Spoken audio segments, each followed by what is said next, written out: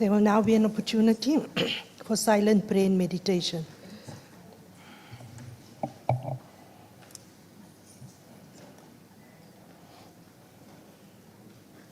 You may be seated.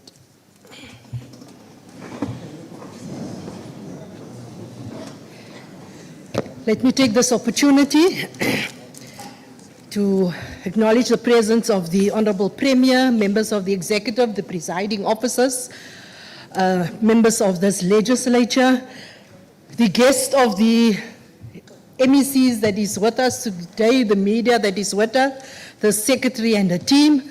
Molweni nonke, goeiemôre mense, gaan dit? Yes, how are you? Are you excited to be here to support your MECs? Yes. Why don't you clap? You're not excited. Honorable members, we have a long day today, but we do know this is an exciting time for the members of the Executive Council to present their tabling of the budget and policy speeches over the next 2 days. I hope the guidance, leader of government business, has been given to the MECs today. That is here, Honorable Chief Whip, we had to provide guidance so that nobody can stand up there and tell us, oh, but it's so quick.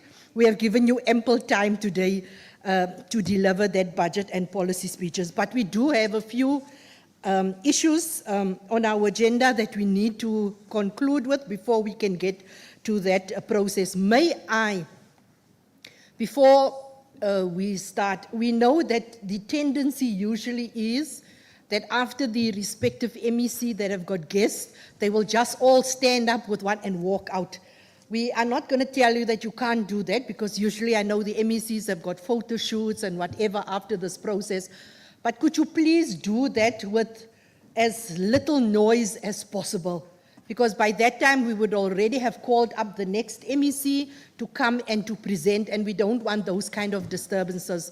So may I guide you that you may softly, gently, quietly, just then exit as the guest and exit the gallery so that we don't hear you and you can take your photo shoot. We know some of the MECs also do go out with the permission of the Chief Whip to have those photo shoots with their guests.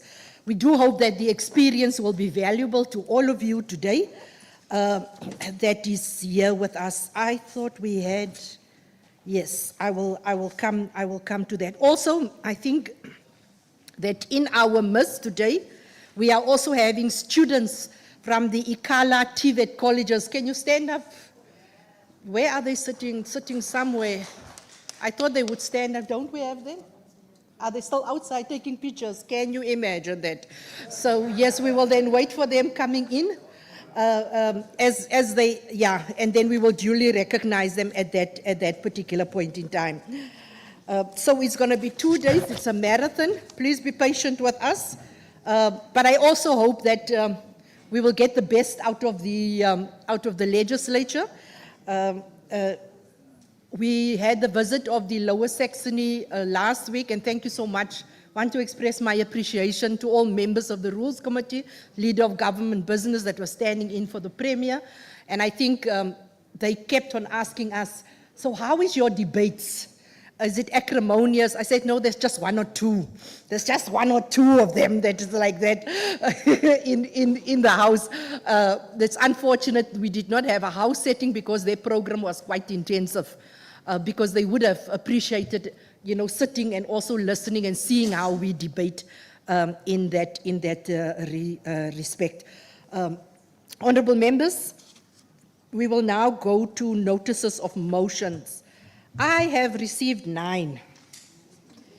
I was quite surprised on a day when members must table their policy and budget speeches that you would have such a lot of notices of motion. I thought we would only have 1. I really do hope that the Chief Whip and his whippery, they will really look on those things, as well as member statements when the executive must table their policy and budget speeches on the same day. You would want to ask, why would you want to have that? But let's re-look, and possibly for the future we can correct certain of these things. Our Honorable Chief Whip is up first. I will call them, because there are such a lot, I will call them one by one. Honorable Chief Whip, over to you. Thanks, Honorable Speaker. Let me take the opportunity and extend a word of greetings to you, the Honorable Premier and the Executive, the entirety of the members of the Eastern Cape Provincial Legislature, our technical team and the guests in the gallery. I'm glad today you've caught everyone by surprise. The procession came earlier than expected and were found wanting. On a lighter note, Madam Speaker, I move without notice in terms of Rule 130 of the Standing Rules that despite the provisions of the Standing Rules of Procedure of the Eastern Cape Provincial Legislature, that the House approves the sitting times of the plenary today to be at 10 for the 8th of April 2025. Thank you so much. I so move. Thank you so much, Honorable Chief Whip. Honorable members, you agree? Thank you. I now call upon Honorable Kagana. Not in the house. I keep on forgetting. I even have members to my right-hand side, on that side. My honorable member, over to you. Thank you, Honorable Speaker. Greetings to everybody in the House. Honorable Speaker, I move without notice in terms of Rule 130 that the House knows that Autism Awareness Month is celebrated annually in April to recognize and promote understanding of autism spectrum disorder. Further notes that the commemoration of Autism Awareness Month aims to foster greater social inclusion, acceptance, and support for neurodivergent individuals and their families. Acknowledges that autism spectrum disorder affects approximately 1 in 36 children and millions of adults worldwide, and this represents a significant portion of our diverse society. Recognizes that raising awareness and providing appropriate support to autistic individuals is vital for ensuring that they are able to reach their full potential. Therefore, this House resolves to reaffirm its commitment to upholding and protecting the rights, dignity, and well-being of autistic individuals, encourages all citizens to participate actively in Autism Awareness Month activities and to promote understanding and acceptance of neurodivergence in their communities. Also calls upon the Department of Health and the Department of Education to strengthen their efforts in providing comprehensive support services for autistic individuals across the province.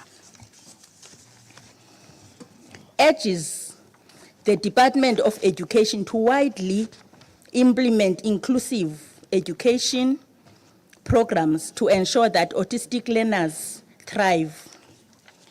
Supports initiatives that promote employment opportunities and workplace accommodation for autistic individuals. Also advocates for increased funding and resources for autism research, early diagnosis, and evidence-based interventions in the province. Encourages collaboration between government, healthcare providers, educators, and autism advocacy organizations in developing and implementing policies that positively impact the lives of autistic individuals. I so move. Thank you so much, honorable member. Honorable members, I put the notice without motion. Thank you. Just had to get my order in here. Next up, we have Honorable Konza.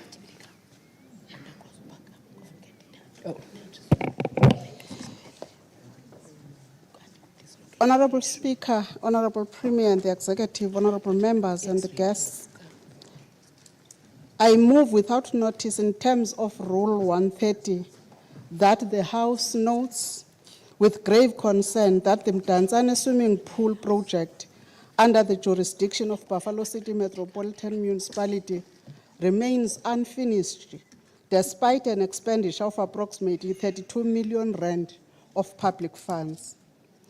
Further notes that this project has been subject to significant delays, cost overruns, and alleged irregularities, which demand urgent investigation and accountability.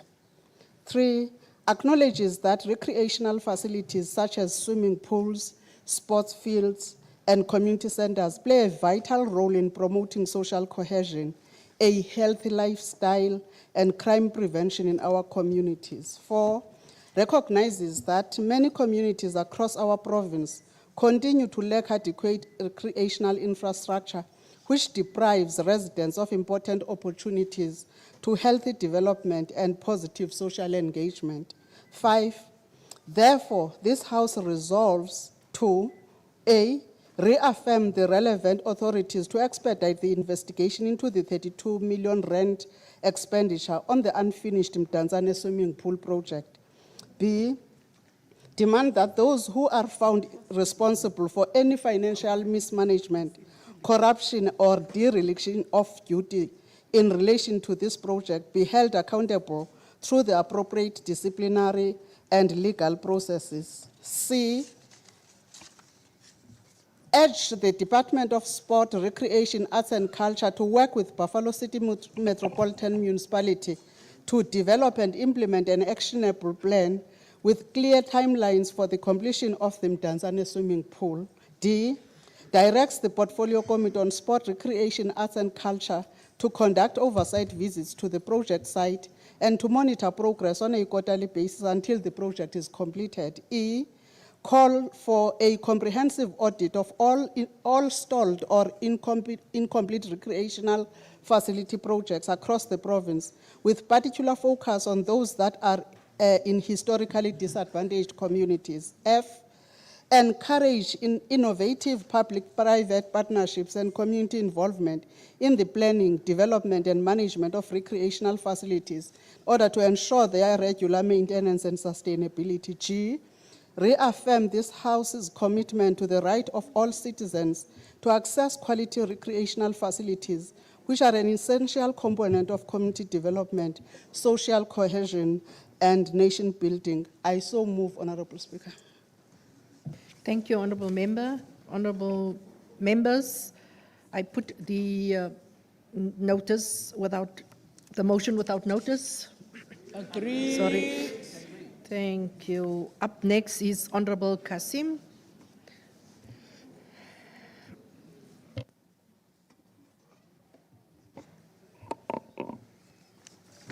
Honourable Speaker, I hereby move in terms of Rule 131(1) of the Standing Rules of this House, noting over the last 4 financial years, a staggering 410 SAPS firearms have been reported either missing or stolen in the province. Of these, 362 firearms were stolen, and of which 65 firearms were stolen directly from police stations and the remainder from police officers in our province. Noting that a further 48 firearms have been reported missing without a clear explanation. Honourable Speaker, further noting that whilst some 232 of these weapons were recovered, at least 130 firearms remain unaccounted for and are potentially circulating in the criminal underworld. At least 164 Beretta pistols, 131 Vector Z88 pistols, and 26 Vector R5 assault rifles are missing or have been stolen. That these are not small caliber weapons, these are firearms designed to combat and law enforcement. And that these weapons, which are potentially in the hands of criminals, is so due to the sheer negligence and poor controls. That SAPS do not have a system in place to track whether any of these stolen firearms have been, or missing firearms have been used in the commission of crimes in our province. That this House therefore resolves that the MEC for Community Safety the Department of Community Safety and the South African Police Service Acting Provincial Commissioner conducts a full audit and investigation into every single missing or stolen firearm. 2, that the MEC for Community Safety and the South African Police Service Acting Provincial Commissioner takes the necessary disciplinary action against SAPS members where negligence has been found. And 3, that the MEC for Community Safety, the Department for Community Safety and the South African Police Service Acting Provincial Commissioner immediately establishes a central transparent firearm tracking database to link lost weapons to criminal incidents. And 4, that the MEC for Community Safety, the Department for Community Safety and the SAPS Acting Provincial Commissioner conducts an independent oversight of firearm storage and handling procedures within the Eastern Cape South African Police Service. I so move. Thank you, Honourable Member. We note the notice of motion and it will be debated at a later stage in accordance with Rule 133, subsection 1. Thank you. We now move on to Honourable Evers.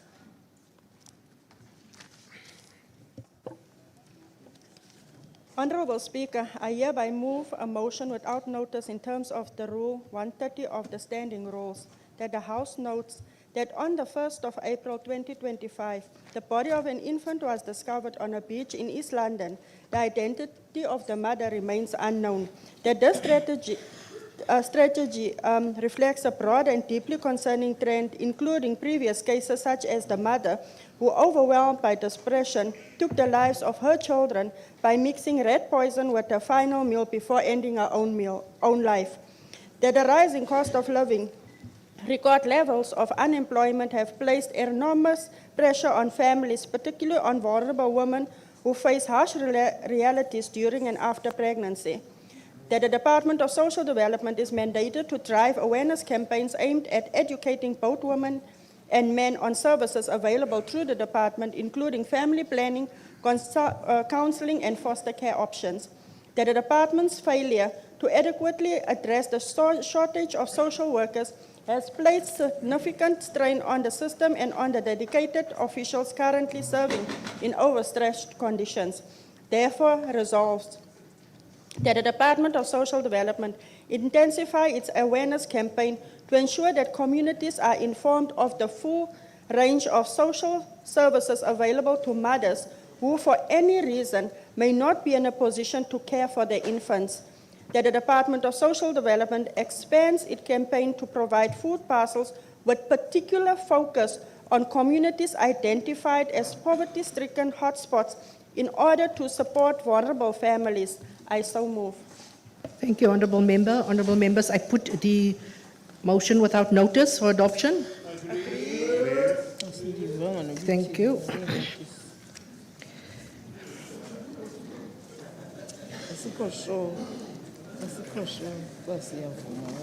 Can we then move on to the next one? We have Honourable Kruger.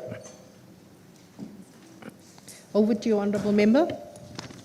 Thank you, Honourable Speaker.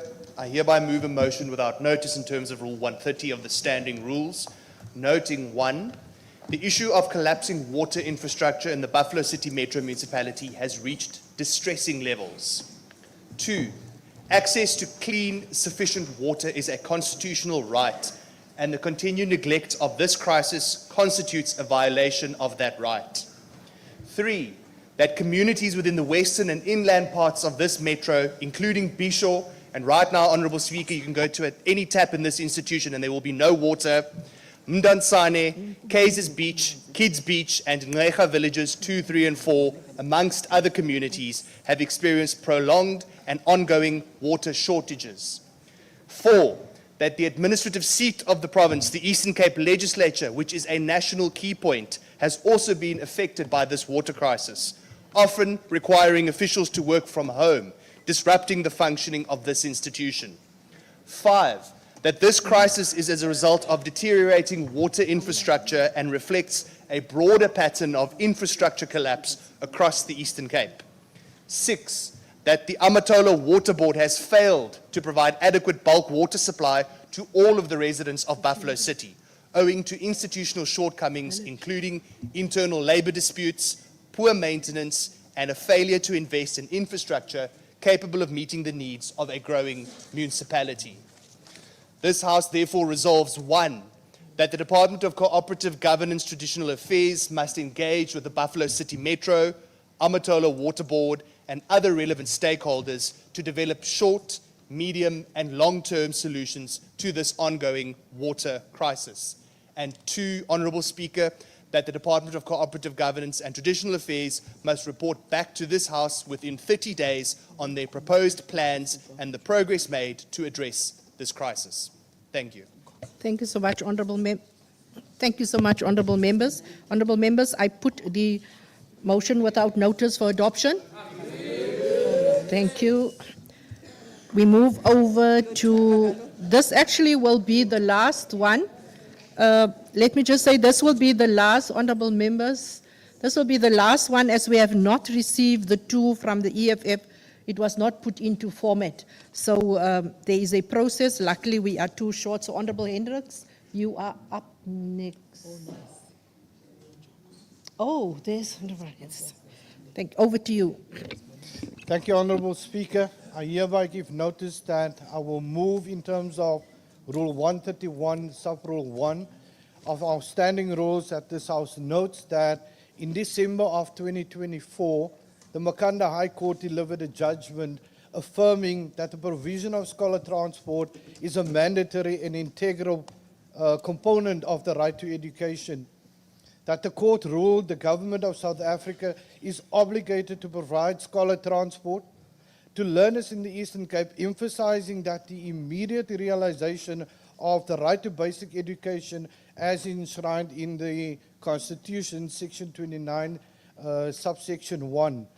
That despite this ruling, many learners continue to endure dangerous travel conditions in order to access education due to the inadequacy of the current scholar transport system.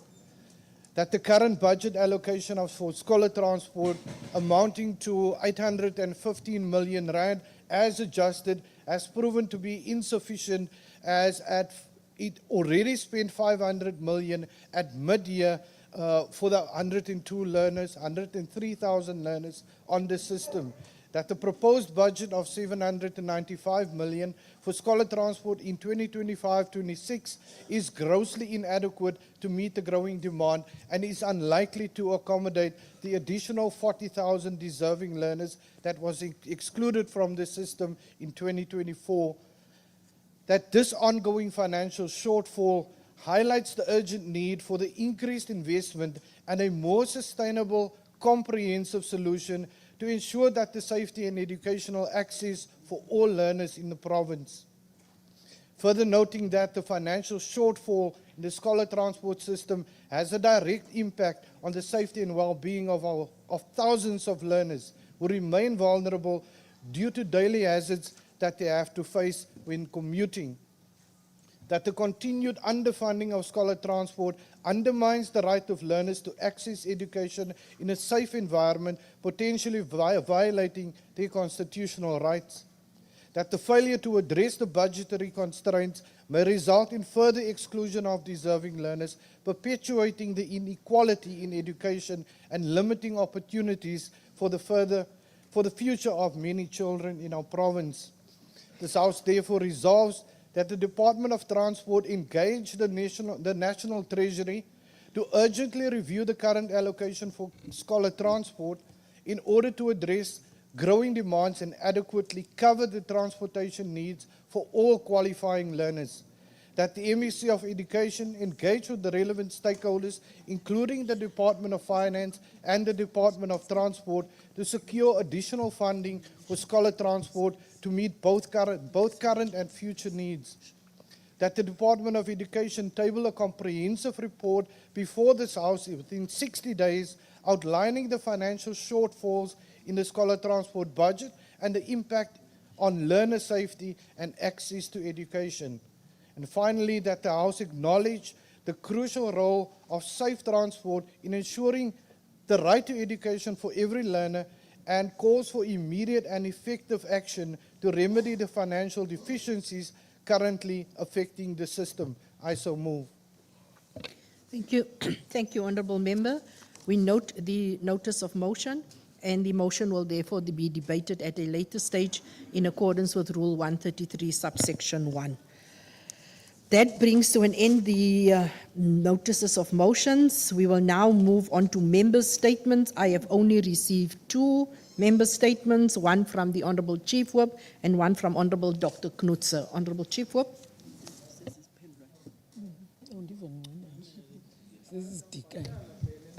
Thanks, the Honorable Speaker. Let me once again extend greetings to your esteemed office. The African National Congress in the Eastern Cape Province Legislature today rises to address the House on a matter that has profoundly shaken our nation. The alleged rape of a 7-year-old learner, affectionately known as Kwekwe, the then learner at Bergview College in Matatiele, Eastern Cape in October 2024. This heinous act has ignited a nationwide outcry, culminating in the hashtag Justice for Kwekwe campaign. Over 670,000 South Africans have signed a petition demanding justice, and numerous protests have been organized, including marches to the East London Magistrates Court. The public's indignation is further fueled by the school's management's handling of the incident.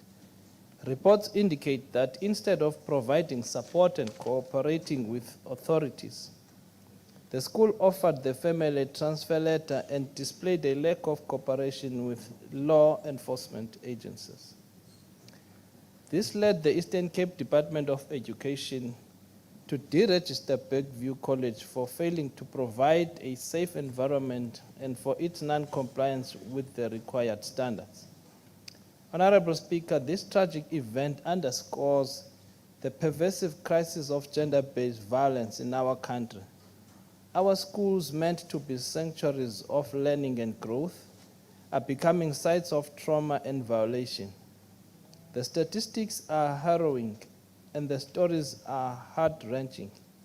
In solidarity with the thousands demanding justice for Kwekwe, I call upon one, law enforcement agencies to expedite their investigation, ensuring that all suspects, including the school principal, are thoroughly examined and that justice is served without delay. 2, educational institutions nationwide to reassess and reinforce their child protection policies, ensuring that our schools are safe havens for our children. 3, this House to prioritize and intensify efforts to combat gender-based violence, recognizing it as a national emergency that requires immediate and sustained action. Let us not allow the cries of our children to go unheard. Let us stand united in our resolve to eradicate this scourge from our society. Thank you so much. Thank you, Honorable Chief Whip. Honorable Dr. Knudsen. Thank you, Honourable Speaker. It is with serious concern that I address the findings of the National Standing Committee of Public Accounts regarding the severe financial mismanagement and corruption and fraud in our municipalities in the Eastern Cape. The committee's report has exposed troubling delays, significant cost overruns, and abandonment of critical infrastructure projects, resulting in the waste of substantial public funds. Of particular concern is the continued presence of senior officials, some who face criminal charges, remaining in key positions, undermining the accountability and governance required in effective municipalities. Noting that the MEC of Kochte has been aware of these irregularities, maladministration, fraud and corruption in a third of the Eastern Cape's municipalities which are in distress, the Democratic Alliance now calls on Premier Oscar Mabuyane to intervene within 30 days. We urge the Premier to ensure that forensic investigations into financial irregularities and potential criminal conduct within these municipalities are initiated promptly. Furthermore, it is imperative that any implicated officials and municipal managers be suspended pending the outcome of legal and disciplinary processes. Should evidence of criminal conduct be established, it is essential that those responsible face prosecution in accordance with the law. The people of the Eastern Cape deserve not only effective leadership, but also assurance that their public funds are being managed and protected with the highest standards of accountability and integrity. We need assurance that the money that is meant for the people is spent on the people, and that money for service delivery is spent on service delivery and actually reach the people of the Eastern Cape. Thank you. Thank you, Honorable Dr. Knutzer. Honorable Premier, to the Executive, you now have 10 minutes to respond. Honorable Premier can assign those 10 minutes to the respective MECs. Your 10 minutes starts now, Honorable Premier. Thank you very much, Honorable Speaker. Good morning to you and good morning to honorable members and our guests. Yes, we're going to share these 10 minutes in this way.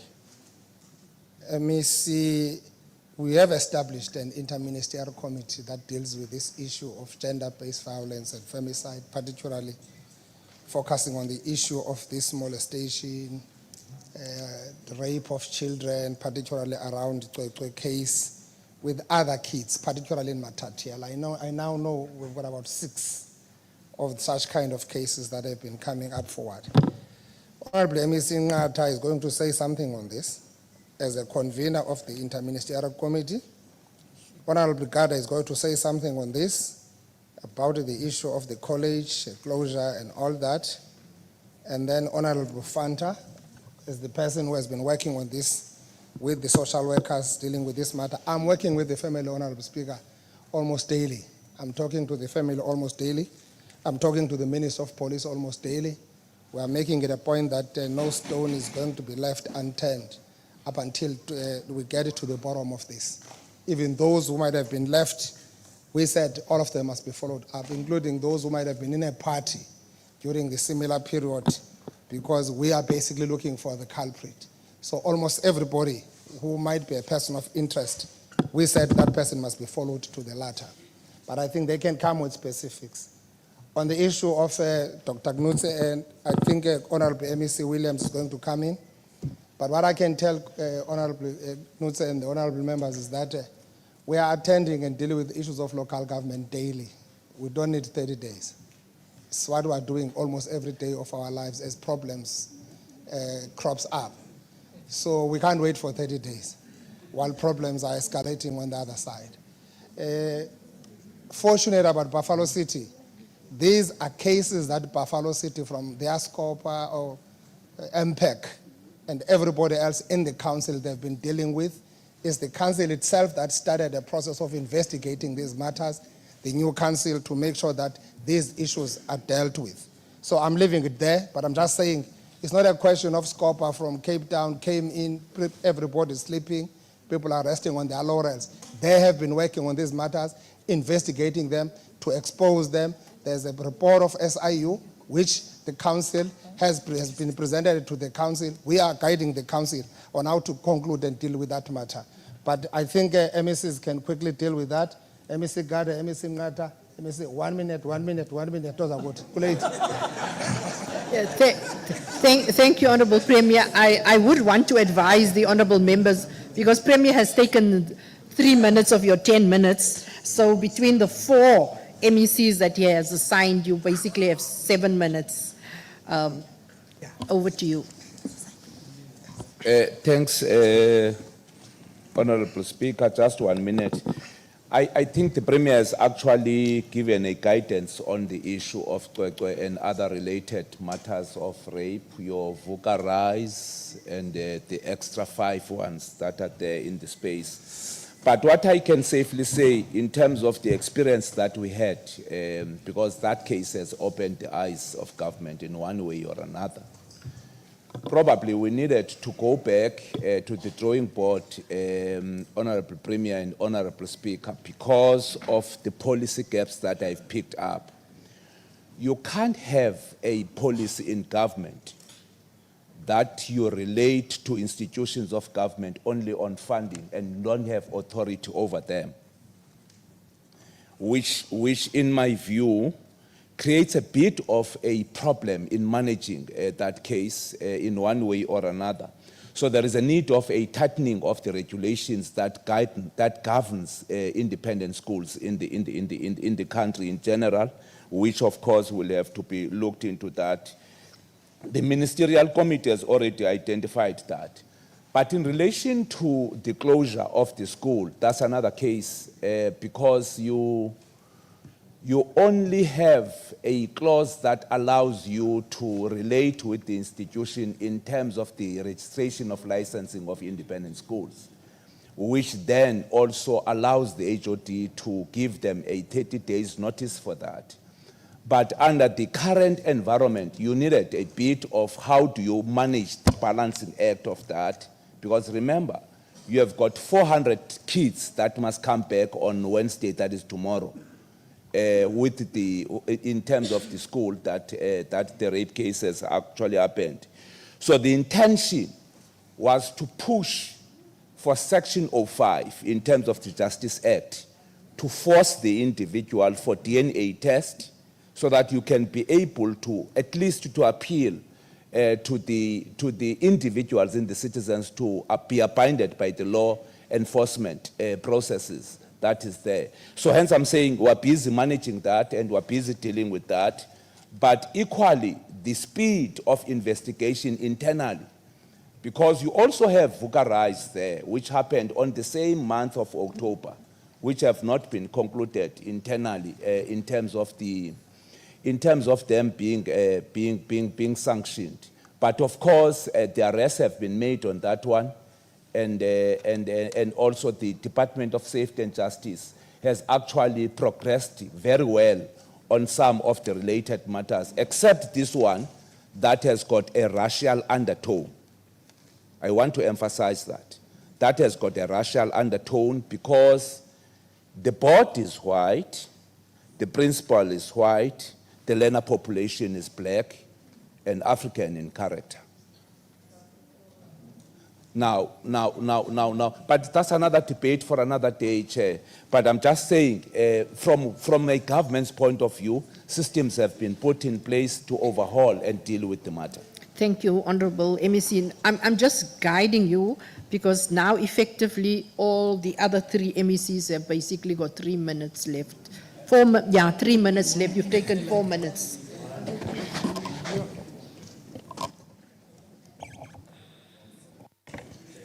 Thank you, Honorable Speaker. Greetings to you, the Premier, honorable members, and distinguished guests. Good morning. Honorable Speaker, I would like to underline the grievous concern that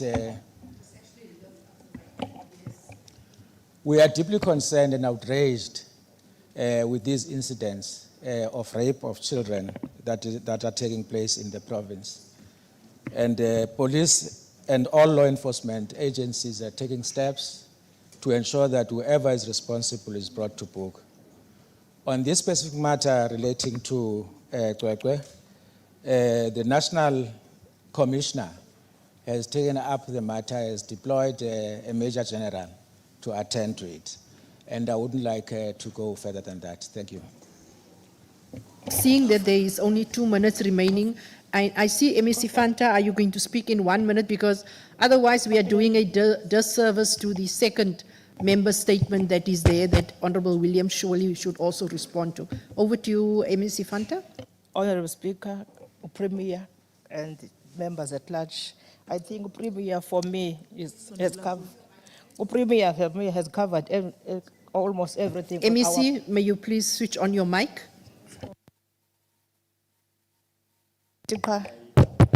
It's on, but I lied. Honorable Speaker and Premier and members at large.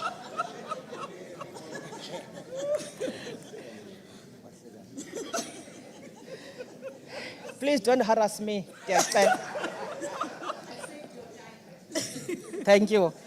I am saying, Speaker, Premier has covered all what I need to say.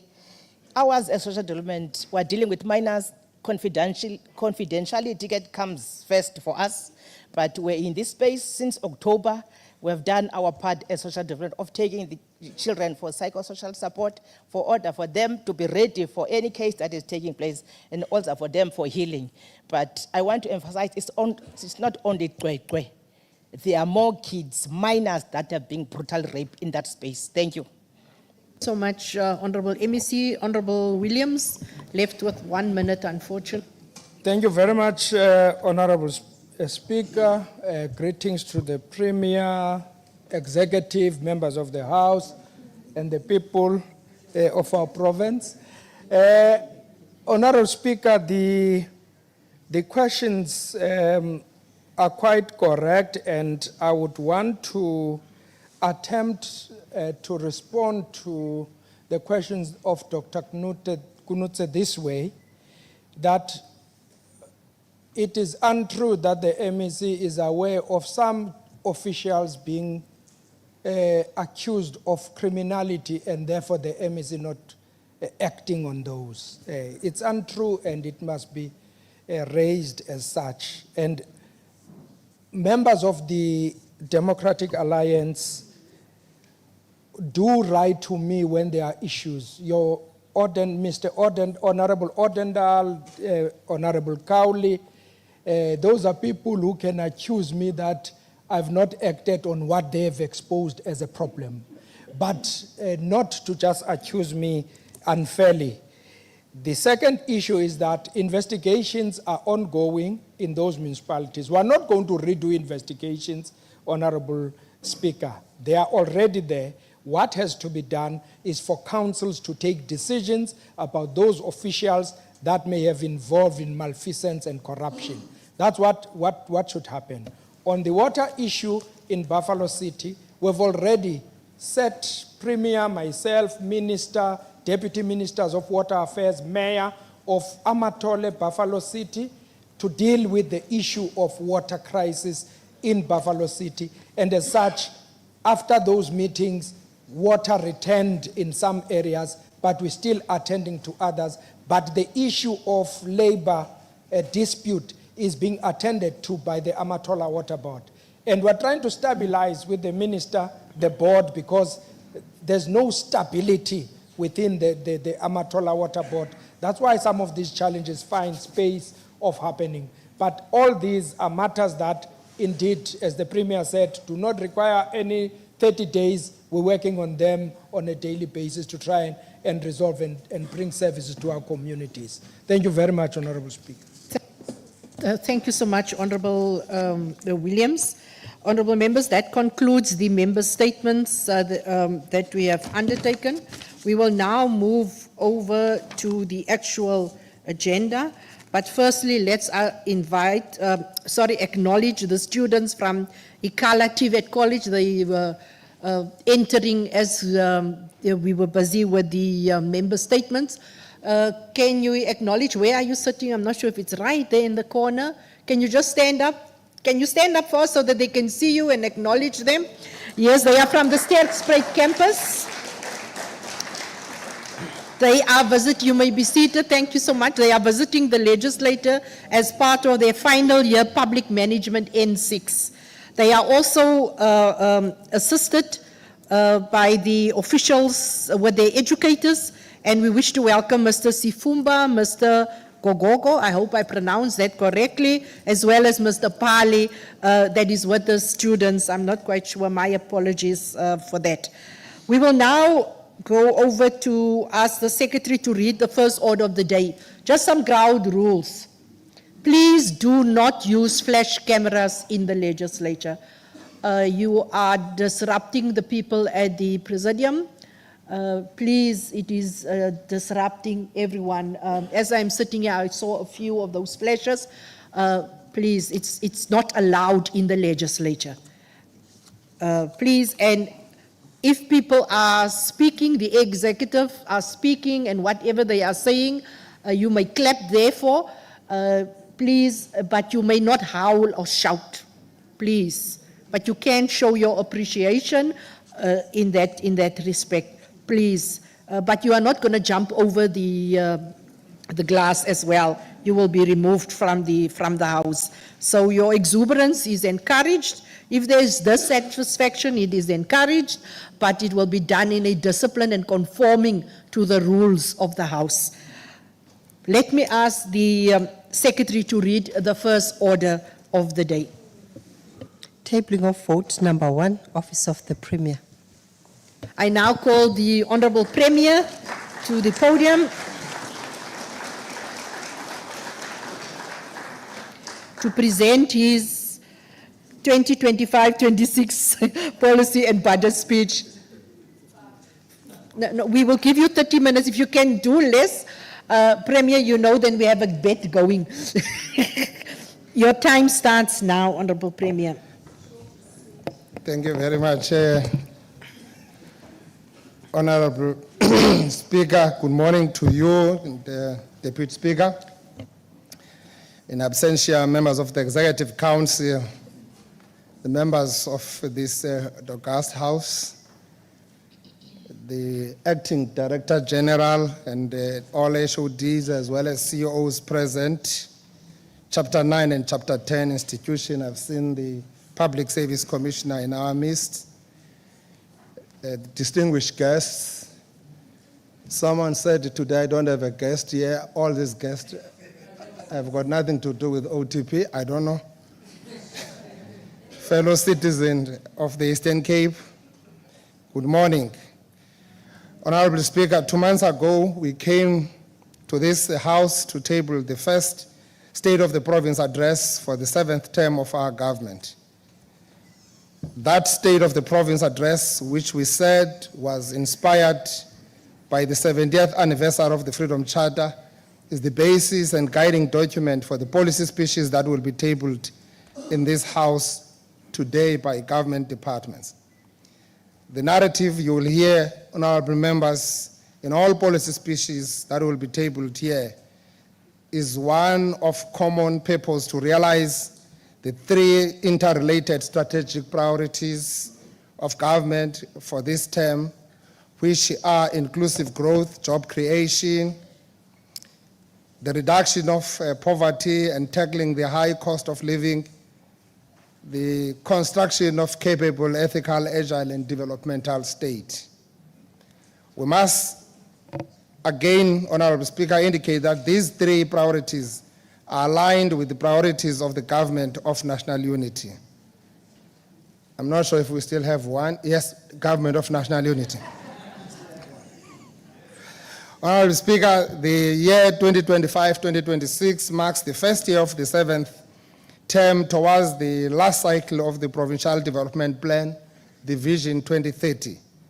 The PDP is the provincial expression of the National Development Plan and aspires that by 2030, Eastern Cape will be an enterprising and connected province where its people reach their potential. As we mentioned in the State of the Province address, we are building on a solid foundation of progress which we achieved on many fronts in the past 5 years to confront building a thriving Eastern Cape. The phenomenal improvement in education and health outcomes are our motivation to do more in the new term to improve the living standard of our people. Despite the current trade war that the United States of America is waging against our nation, as well as a number of countries in the world, through tariffs, we remain resolute in finding other markets to minimize the impact on our economy. Honorable Speaker, yesterday I had a meeting with the Chamber of Business of Nelson Mandela. That chamber represents about 500 businesses in Nelson Mandela. It was terrible when they were repeating something that I know. What impact is it likely to happen on these tariffs? When they say it's 30% tariff on Eastern Cape on any product, he goes on further to say on auto sector, we are adding 25%. That would mean it's 55% tariffs that will be imposed on the cars that we're manufacturing. Remember, this is the economy of Eastern Cape.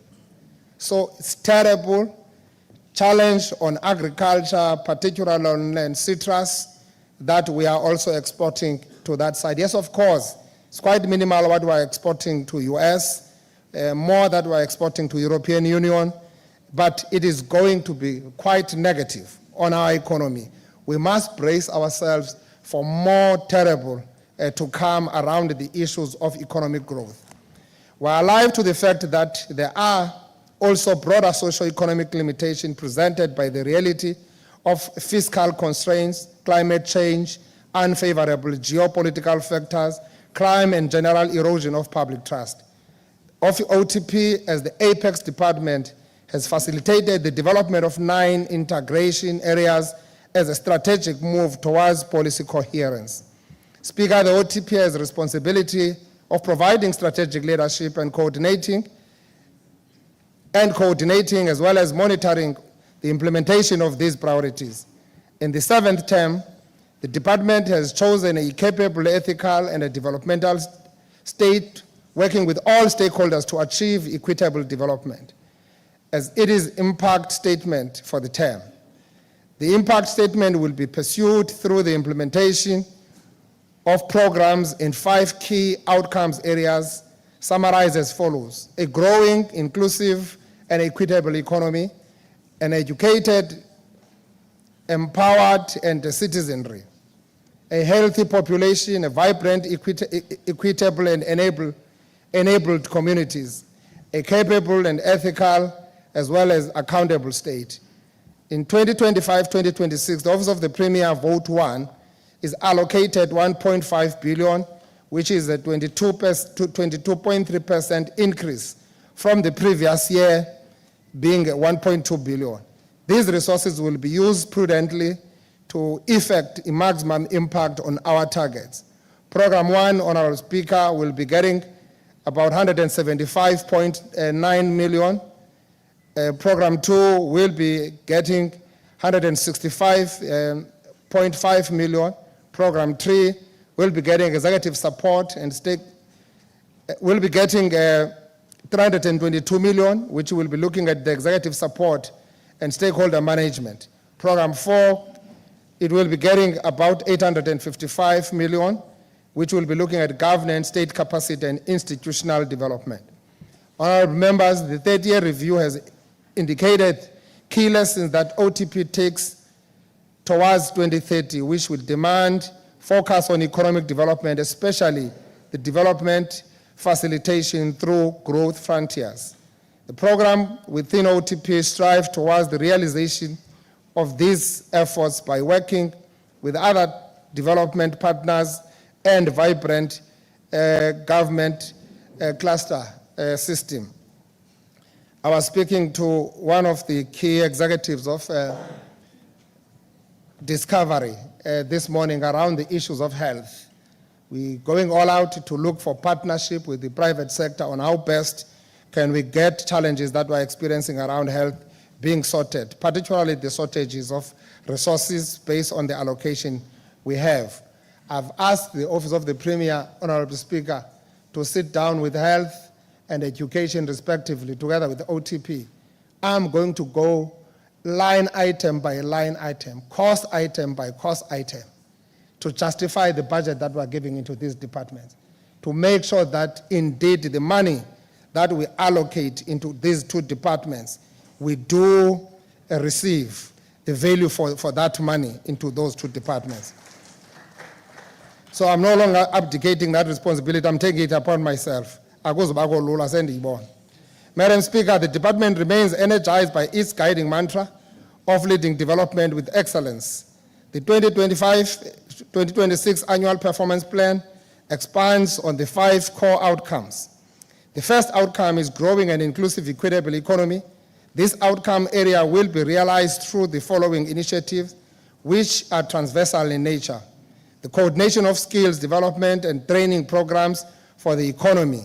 In 2025-2026, the Office of the Premier will stimulate skills development for the economy through facilitation of the Provincial Skills Master Plan, which includes internship, learnership, bursaries, apprenticeship, and work-related learning initiative. This requires the revitalized coordination and multi-sectoral skills platform, which is the Eastern Cape Human Resource Development Council. Furthermore, OTP will strive for the implementation of sound expanded public works program, which has been repurposed. You remember, President was here together with the Minister of Public Works. Second one being the youth entrepreneurship. The department will facilitate a youth entrepreneurship plan which seeks to create an organized theater of opportunities for youth of diverse background and aptitude. This plan must be embraced and as a transformation vehicle for youth empowerment. Third one being the economic growth frontier. The OTP will ensure development facilitation on the following growth frontiers: agriculture, commercialization, manufacturing, tourism, development, oceans economy, digital economy, transformation, and oceans economy broadly. Groundwork has been already done and initiated in the 6th term, and the 7th term is striving for the scaling up and striving for the results in these critical sectors to the unleashing of the economic potential of our province. We don't have a choice. We've got to think deep, think serious. We need to put our heads together. We've been doing a roundtable discussion to mobilize some ideas towards our provincial economic summit. We've got to meet to discuss in the light of what is happening, particularly as actually led by the President of USA. How best are we able to look at other options to diversify and expand our resource base as well as our market out there? The other one being the Eastern Seaboard development. The role of the OTP remains key to ensure the development and rollout of the Eastern Cape Seaboard Plan, as well as monitoring of the catalytic projects related to the programs. The OTP will forge intra-provincial province consistency as well as manage the intergovernmental efforts of these key programs to unlock the Eastern Cape Seaboard Development Initiative. Economic infrastructure and strategic projects. In the past 5 years, Honorable Speaker, we have seen an unprecedented investment by SANRAL on our roads infrastructure. We can see that investment with our own eyes is in major construction work in our road network in all districts of our provinces. An amount of 50 billion is invested by SANRAL for new roads projects in our province this term, and they've already gazetted a number of additional roads, rural roads that are connecting towns to be part of this program. I had time yesterday, Honorable Speaker, to visit the site that is between Makana and Nguba being a fish river, and Fish River and Ngoshwa, that mountain that we are doing. There's an excellent job, excellent, brilliant engineering piece of work that is happening there. I would encourage members as they drive down, stop, look around, see, so that you do that. And when you come back here, please open your eyes and say something better about what we have seen. The efforts for inclusive economy will be facilitated through the determined micro, small, and medium enterprise support plan with the scope of off-take agreements focusing on the local suppliers. The 6th term, Honorable Speaker, administration will increase its agility in investment promotion and international cooperation. The OTP aims to ensure enhanced management of investment pipelines, support the maximization of the economic impact from the already existing portfolio. We will go all out building on the G20 opportunity that we have now that we are the presidents, we have assumed the president of G20. We are working as Troika on this, Troika being Brazil, the recent last president, us, and the United States of America. We don't have a choice. We've got to sit down with the US, we've got to talk to US, we've got to find solution in this sort of strained relations that seem to be happening. The unfortunate part is that the president of US is surrounded by South Africans, which is very bad the way things happen. Those South Africans should be doing something better than what they are doing. It is unfortunate to have people called South Africans, but who have got this dual citizenship. When they like it, they can be here and say it's home. Tomorrow they wake up somewhere. They say it is also home even here. We're not going to go anywhere. We are stuck here. We've got to make this country a best country that our forebears like Mandela and many sacrificed so much for. So it's very unfortunate to see the people like Elon Musk and others to doing what they're doing to the president of US, trying to collapse a country, a rainbow nation that many people sacrifice their lives of.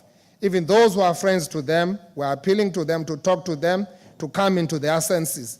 This country belongs to all who live in it, would want to see this country going through as we celebrate the 70th anniversary of Freedom Charter. The implementation of a sound and provincial jobs plan will be supported as part of a broader economic recovery plan. This support will also include mobilization of stakeholders in all three spheres of government as well as in other sectors, especially the private sector. The second outcome we seek to achieve, Honourable Speaker, is an educated, empowered citizen, which is outcome that will be realized through the following initiatives, which are transversal and in orientation. The early childhood development. The OTP will drive an initiative aimed at establishing the maturing uniform standard at ECD level and further incubate support plan and monitoring therefore. The institutional support to DOE, this year OTP will continue to implement measures for supporting education with focus on sector-specific schools, e-government initiatives and strategic capability. Furthermore, OTP will lead to a learner attainment improvement strategy that is LACE support. We need to see value, Honorable MSc Gade, for 40 billion that we're giving to the Department of Education. We need to see value for 30 billion that we're giving it to the Department of Health. We're going to roll up our sleeves and pull up our socks. All of us account for every legal cent. We can no longer continue with those two departments stuck at the qualification audit outcome. If elsewhere those departments can get clean audits, they must get clean audits here. If we can't get clean audits in those two departments, we are not accounting for the budget of Eastern Cape in the manner in which we are supposed to be accounting for it. So we are going to make sure that we are dealing with those issues. The Office of the Premier will enhance the Department of Health support plan, as I've indicated, to make sure that we're dealing with all the kind of teething problems, chronic challenges that have been facing that department, that including the mental health, non-communicable diseases, and social determinants of health. The third outcome is vibrant, equitable, enabled communities. Under this outcome, OTP will drive programs that strive to foster vibrant communities by working with multi-sectoral partners in government, private sector, and civil society. The following programs will be prioritized for 2025-2026 financial year. Ex-miners workers program, we have seen it. It has done a lot of impact to our ordinary people. Gender-based violence and femicide, moral regeneration, we're going to activate that one. I think our biggest problem is the collapse of the unit called home, household. We've got to deal with that and be able to confront all the kind of challenges of social moral decay in order to improve the social moral fiber we need. We're going to look at the military veterans, the rural development, anti-poverty, food security, social cohesion, and communities. We join the rest of South African society in expressing our disgust in the violation of a child who was raped at Bergview College in Matatiele. We welcome the allocation of specialized investigation in that case so that perpetrator can be brought to book and face consequences for this evil. I want to assure people of Eastern Cape and this House that we are having sleepless nights around this issue. We might not be all over the social media telling this is a sensitive issue.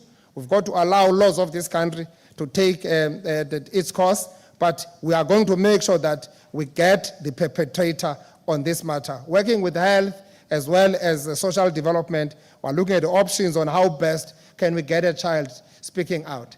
A 7-year-old child must be able to tell the public what happened. So this is a very strange issue that surrounds this particular issue. So we've got to talk to the family, talk to the child, at least the child supported, child being assured that she's not going to be a victim. We've got to get the truth out of this so that police can do their work. NPA is legally bit stuck, police are legally bit stuck, DNA tests that have been done almost on 3 culprits or people who were people of interest are coming negative. So we've got to dig deeper in ensuring that we are addressing this problem and allow the work of the police and all the law enforcement to continue unhindered. The fourth outcome is coordinating the work of improving service delivery. The following programs have been identified, Honourable Speaker, as core area of coordination by OTP to stimulate improvement of service delivery. The human settlement, small town development, small town revitalization, social infrastructure project, broadband, and e-government. I can't wait for the MEC of Public Works to come and stand here and tell something tangible, tell something concrete with a brand new HOD about Bishop Precinct. So I said here, if this Bishop Precinct cannot be done this time around, either resign, because I would have failed in the most important thing to address the basic fundamental issues about the transformation of this government in the Eastern Cape. To ensure effectiveness of OTP, we'll partner with cooperative governance, human settlement, and municipalities to ensure effective project execution. The fifth outcome is building a capable, ethical, and accountable state. The OTP, Honourable Speaker, will drive intervention that are focused on building this capable, ethical, and accountable state. OTP has defined a critical path of programs that are key to improving the governance and institutional environment at the provincial and local government. The programs are organized in the following broad policy domain: the transformation, governance, and municipal support, governance cluster system, public participation, and image of the provincial government.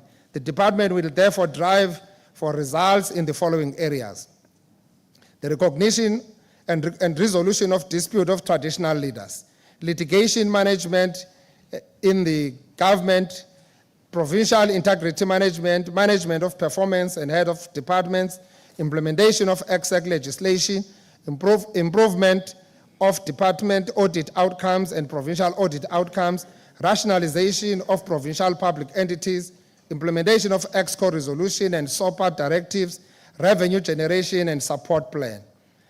Honourable Speaker, the district development management coordination is one key area in looking at how do we support the local government. The local government support framework with emphasis on reduction of municipal debt and enhancement of revenue collection, as well as provincial municipal infrastructure grants expenditure and infrastructure planning and delivery support. I've established a WhatsApp group with all mayors. I wish that all mayors are here today, where we are able to move step by step together. It's not about a question of naming and shaming. It's about you, when you are given a chance to lead, you must lead without fail. So we are working with local government to support. A lot of work is coming right through RAS intervention. MEC will speak at length on that. We are working on programs to focus on integration, public participation, etc. The cluster and intercluster coordination framework, profiling of government programs, integrated government outreach programs, public participation management plans, and stakeholder management plan. Madam Speaker, to achieve the above commitments, we are improving the organizational maturity within our Office of the Premier. To win on this front, the 2025-2026 plan will prioritize some of these key programs, striving for improved audit outcomes, enhanced governance, environment including risk management, ICT governance and improvement plan, enhanced human resource plan, procurement including preferential procurement from designated groups, employment equity plan, culture change program. As we said in 2025 SOPA, this is the Eastern Cape's time to thrive, Honourable Speaker. And I was quite happy yesterday to be together with the Minister Soli Malachi, Minister of Communication and Technology.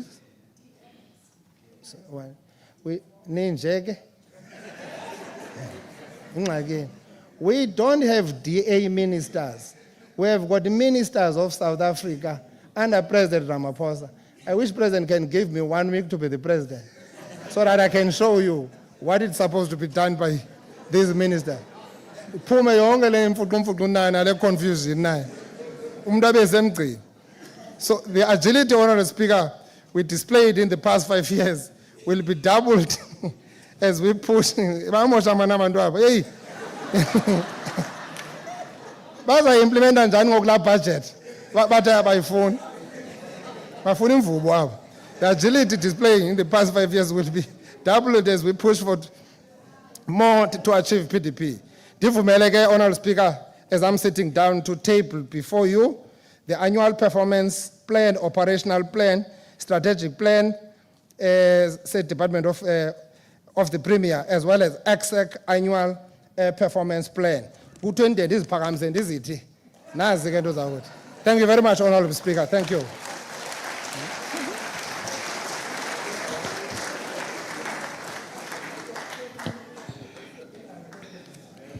The policy speech and all table documents stand referred to the portfolio committee responsible for the subject matter of the vote in terms of Rule 160, subsection 2.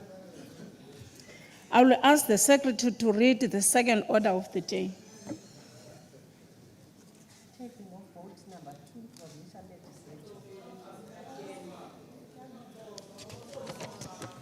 Tabling of vote number 2, Provincial Legislature. I will call upon the Speaker of the Eastern Cape Provincial Legislature to present her 2025-2026 policy speech in terms of Rule 159, subsection 4. Your 30 minutes start now, Honourable Speaker.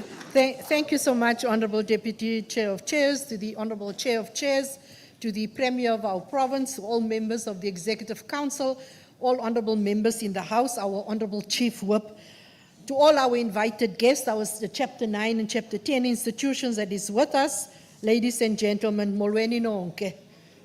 Goeiemôre mense. Honourable Chair of Chairs, the month of April carries a historical significance with key defining moments that reshaped the course of the country from an oppressive system into a democratic state in 1994. Despite our democratic gains, our country remains a dangerous place for children and women to live in due to the continued cases of sexual assaults and murder against them. Women and children are no longer safe in their own homes and public spaces where their safety should ideally be guaranteed. Lawmaking institutions therefore need to go beyond condemning these attacks and review laws and appropriate sentencing for atrocities committed against women and children. Despite the progressive laws and policies that affirm the role and the status of women as equal citizens, women are still confronted by numerous challenges and patriarchal subjugation practices.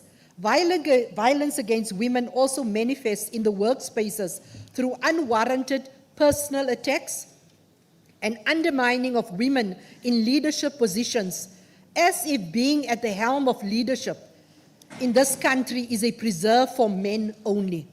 We have reached the time that the late Mama Albertina Sisulu spoke about when she said, and I quote, "Women are the people who are going to relieve us from all this oppression and depression," quote, close quote. Watinta bafazi, watinta mbokoto.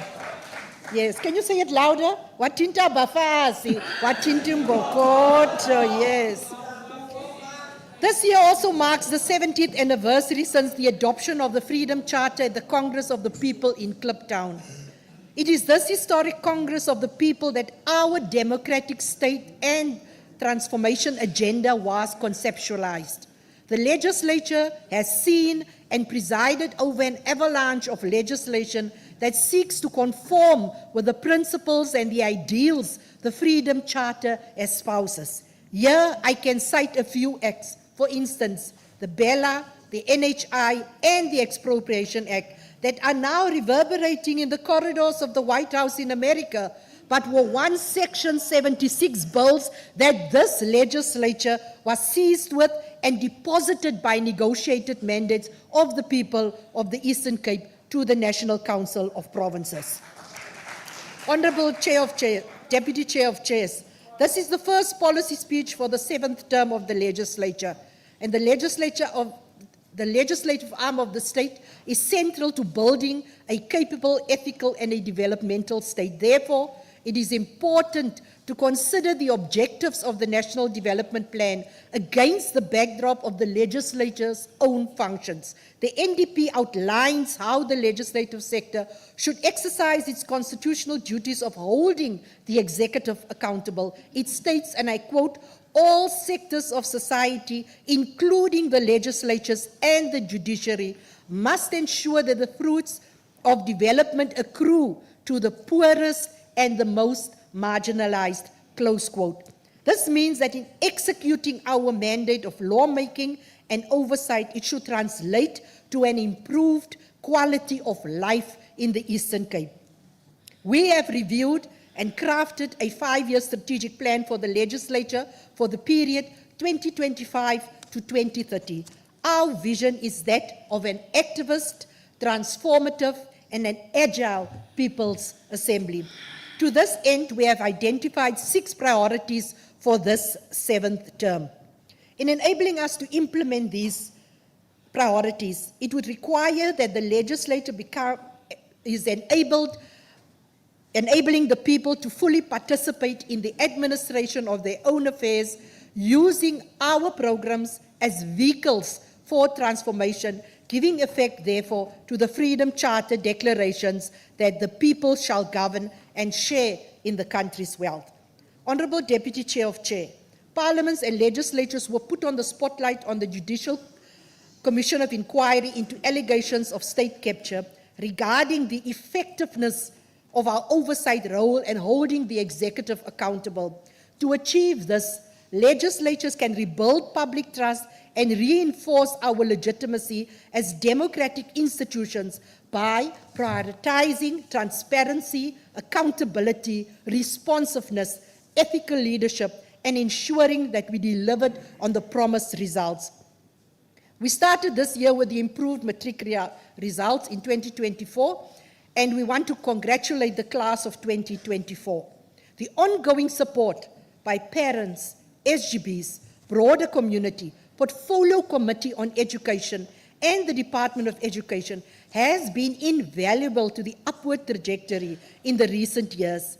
Our oversight function through our Portfolio Committee on Education and the adoption of this committee as a committee of the whole House is contributing immensely to the improved results. Well done to yourselves, honourable members. Let us continue in providing unwavering support and create a conducive environment for academic excellence in all our schools. For the period under review, members of the legislature were capacitated, including the chairpersons of committees as well as the whips. The Standing Committee on Budget and Money Bills also started incrementally implementing the Eastern Cape Money Bills Amended Procedure and Related Matters Act. And in 2024, they considered the Eastern Cape Appropriation Bill and ensured that it was passed by this House. The Standing Committee has also inducted all its members, all chairpersons of committees, and all their support staff. The Eastern Cape Provincial Legislature will be the first sub-national branch to present a paper in the African Network of Parliamentary Budget Office to be held in Nigeria. Yes, you must clap for that. The strategic planning session of committees, which were arranged in March 2025, culminated with each committee emerging with a clear annual and operational framework for the year 2025-26. We trust that these committee plans will serve as a base of measuring and monitoring the performance of each committee as we seek to enhance oversight, lawmaking, and public participation in the 7th term of the legislature. We have made strides in ensuring that there is improved service delivery and improved audit outcomes across government departments. These improvements have been mainly due to oversight being more rigorous. And also we need to acknowledge that the leadership of these institutions have become more involved and accountable. Going forward, vigorous oversight will be done by all committees, but more emphasis must be placed on education, our health services, rural development and agriculture, safety and police, as well as other areas of socio-economic concerns. We've seen the issue of gender-based violence and femicide. The legislature in this year will establish an ad hoc committee on initiation to ensure that there is a dedicated time-years oversight and accountability during the traditional circumcision season. We cannot allow the unabated deaths of young men to continue each season in our province. In the 25-26 financial year, we will ensure that oversight over provincial executive organs of state is heightened. We will continue with the adopted programs of institutionalized school and health visits. We require the institutional health visits to be strengthened during this term for remarkable improvement in health matters and close monitoring of the implementation of the NHI. Oversight over the provincial budget will continue to the Standing Committee on Budget and Money Bills, and as part of this process, the committee will also be capacitating the members of the provincial executive, including the heads of departments as well as their chief financial officers. A system for tracking the implementation of House resolutions by the executive shall be established to enhance accountability of the executive.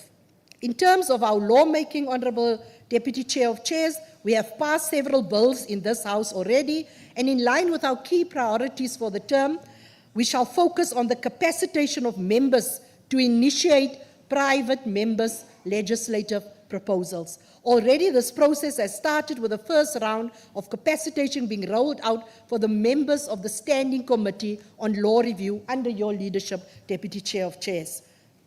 We currently have before us 4 Section 76 bills that we must process before the end of 2025, and we can certainly expect more bills during this financial year. The legislature will, through its oversight processes, ensure that the Department of Economic Development, Environmental Affairs and Tourism finalizes the regulations in terms of the Eastern Cape Environmental Management Act 2024, which the legislature passed last year. These regulations are very important as it will ensure that this act can commence and over and above regulating environmental issues in the province, aligning it with national legislation, it will finally repeal the offensive Environmental Conservation Decree of 1992 of the former Republic of Transkei. The legislature will also consider an Eastern Cape General Laws Amendment Bill which seeks to repeal certain obsolete transport, agriculture, economic and local government laws. The Standing Committee on Budget and Money Bills will also assist in facilitating the consideration of the Appropriation Bill and the Division of Revenue Bills in line with the Constitution and our own Eastern Cape Money Bills Amendment Procedure and Related Matters Act. During the 25-26 financial year, the Budget and Money Bills Committee will be adequately resourced to ensure full realization of the objectives of this Act. We shall also, in line with our priority of monitoring the implementation of legislature, ensure that we finally pass the scrutiny of subordinate legislation. Honourable Deputy Chair of Chairs, we are pleased to report that our e-petitions is now fully operational through the legislature webpage. We must, however, acknowledge that our processing of these petitions has had its shortcomings, especially around the submission of reports in line with the standing rules and seeing petitions to finality. As we start the term and the financial year, we have reviewed the standing operating procedures on petitions and cleaned up our petitions register in preparations for consideration of petitions through the Standing Committee on PPP&E. This process will also involve the consideration of the 417 petitions that emanated from our taking legislature to the people held in dispatch in Nelson Mandela Bay in 2024. In 2025, financial year and in line with our rotational policy, the Taking Legislature to the People program will be held in Buffalo City Metropolitan Municipality, and our Nelson Mandela Day commemoration will be held in the Chris Hani District Municipality this year. We've held 2 sectoral parliaments in 2024, and that was our Workers' Parliament, which was held in September, and our Parliament for the Creative Sector, which was held this year in the 4th quarter. Both sectoral parliaments were hosted fully. Oops, now I've just skipped, my apologies.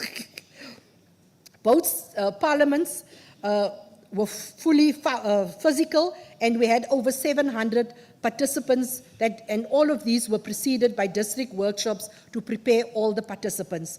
This year, we are focusing on hosting a first ever business sector parliament, as well as the parliament for senior citizens. Work is already underway to deal with the business sector. The 53rd Commonwealth Parliamentary Association Africa Region, its annual conference, acknowledged the critical role that women play in the legislative processes and decision-making, which contributes to a more inclusive and representative governance. On re-examining the contribution of women in parliaments, the conference encouraged African parliaments to adopt legislative measures, including gender quotas, to ensure a minimum percentage of women candidates in elections, urged African parliaments to establish mentorship programs where experienced female politicians can guide new entrants, advised African parliaments to undertake reforms within the parliamentary structures to create a more inclusive environment for women, including family-friendly policies such as parental leave and flexible working hours, and also advised African parliaments to oversee the participation of women in leadership positions that influence socio-economic policies making and politics. In February 2025, we hosted the Eastern Cape Commonwealth Women's Parliamentarian Chapter Induction Workshop, and we note that the CWP programs emphasizes the centrality of the legislature as the center for democracy and public participation. Through these programs, we can support the agency and amplify the voices of those vulnerable in society.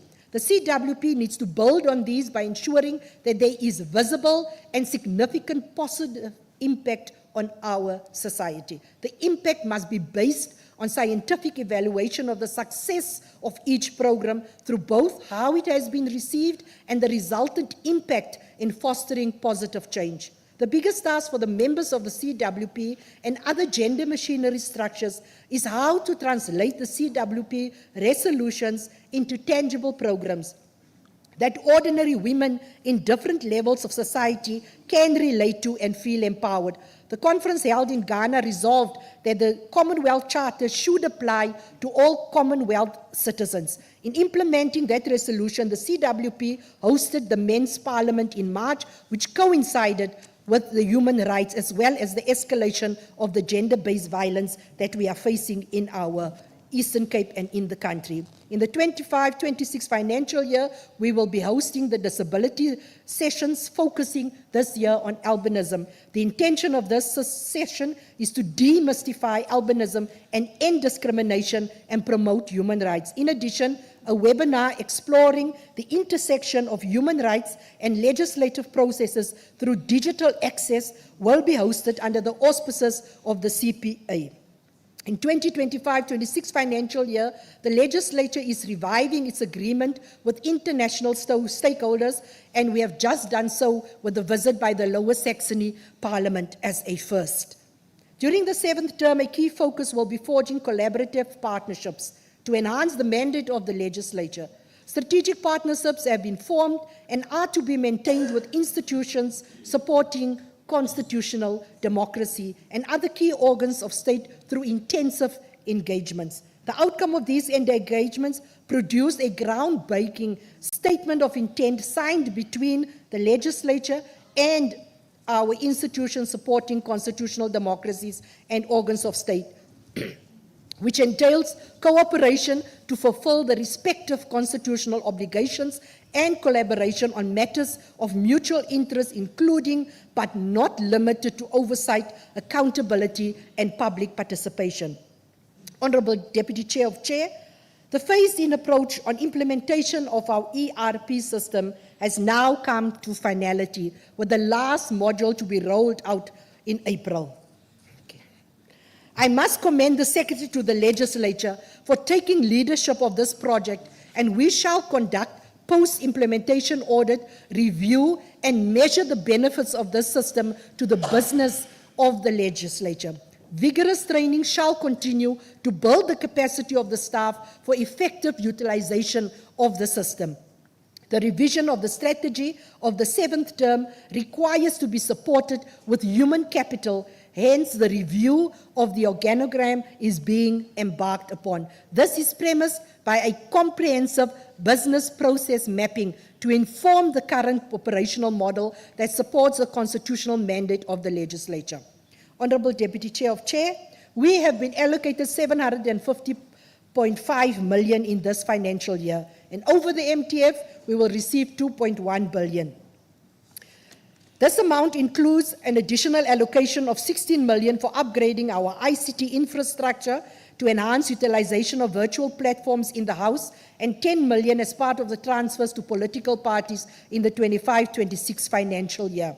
In supporting the Legislature to conduct lawmaking oversight and taking legislature to the people, we have been allocated close to 5 million in this financial year and over 15 million over the MTF. Of the 116,917 rand allocated for the operational budget, 44% is allocated to core business. This amounts to 50 million to cover committee oversight, lawmaking, public participation, and the institutional days. Honourable Deputy Chair of Chairs, the late President Thomas Sankara of the upright people of Burkina Faso reminds us that, and I quote, "It took the madmen of yesterday for us to be able to act with extreme clarity today." I want to be one of those madmen, or may I say, mad people. Close quote. As we turn a page into a chapter, we do so with extreme clarity that year and now needs a state that is capable, ethical, developmental, and accountable to be the lived realities of our people. 7 decades ago, our forebears chose to be mad people when they indomitably declared that our country will never be prosperous or free until all our people live in fellowship, enjoying equal rights and opportunities. These 70-year-old actions will reverberate today and provide us with extreme clarity of what needs to be done. The canvas for the 7th Legislature is not a blank canvas, but is a canvas that requires mad people today that will make bold and assertive strokes. As a matter of course, we will face setbacks and contemporary questions that will make us doubt our resolve and in time sometimes doubt our sanity. The easier option would be to use obstacles as a crutch. However, we should always be grounded by our vision to see the forest from the trees. The Legislature, as an institution of people's power, has a responsibility and a revolutionary duty to inspire hope that our people will indeed live in fellowship, enjoying equal rights and opportunities. And this shall only be possible if we choose to be mad people today, not for the expedience of our immediate needs, nor for the point scoring of the day, but for the benefit of future generations. Your voice, our voice. Honourable Deputy Chair of Chairs, let me take this opportunity to thank all presiding officers, the Legislature Oversight Committee, the Secretary to the Legislature, management and staff for the support and commitment in executing the constitutional mandate of the Legislature. The financial year 25-26 exposes us to new opportunities, ready to be seized and to qualitatively serve the people of the Eastern Cape. Our work ethic transcends our personal political differences to fulfill our constitutional obligation and serve the people of the Eastern Cape. Honourable Deputy Chair of Chairs, I now table the policy budget vote 25-26, the annual performance plan 25-26, the operational plan 25-26, as well as the strategic plan 2025-27. 2030. Thank you so much. Baie dankie.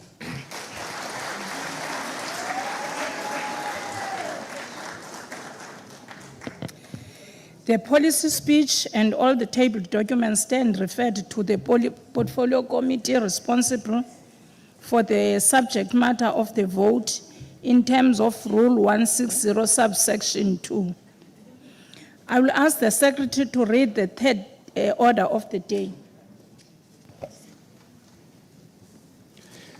Tabling of vote number 4, social development. I will call upon Honorable MEC for Social Development to present her 2025-2026 policy speech in terms of Rule 159 subsection 4. Enkosi, Deputy Chair of Chairs, manibulise kuwe kuqala, kusomlomo obekekileyo, inkulumbuso yephondo ehloniphekileyo, amalungu endlu yowiso-mthetho ahloniphekileyo, inkokheli zendlu yenkosi, abefundisi bemvaba ngemvaba, zidwesha nezidwangube, uluntu lonke lwePhuma Kapa lubukele olunye kumakhasi onxibelelwano. DG, HODs, and Chapter 9 institutions, Ditimolweni, Galentsasa, I greet you all in the wonderful name of Jesus. Deputy Chair of Chairs, I am honored to address this House as I deliver the department's first policy speech for the new term of government. The dawn of the 7th administration brings about a new opportunity to accelerate delivery of comprehensive services aimed at bettering lives of our poor people. Additionally, the term offers us a chance to renew our commitment as a caring government in a concerted effort to improve the quality of life for all our people through facilitating enabling conditions for their development and protection. Our service delivery must be entrenched in the spirit of selflessness and eagerness to serve our people and communities. Naturally, our services are designed to intervene at different stages of the person's life cycle. It therefore becomes mandatory for us to ensure our operations are better suited to respond to the needs of our communities.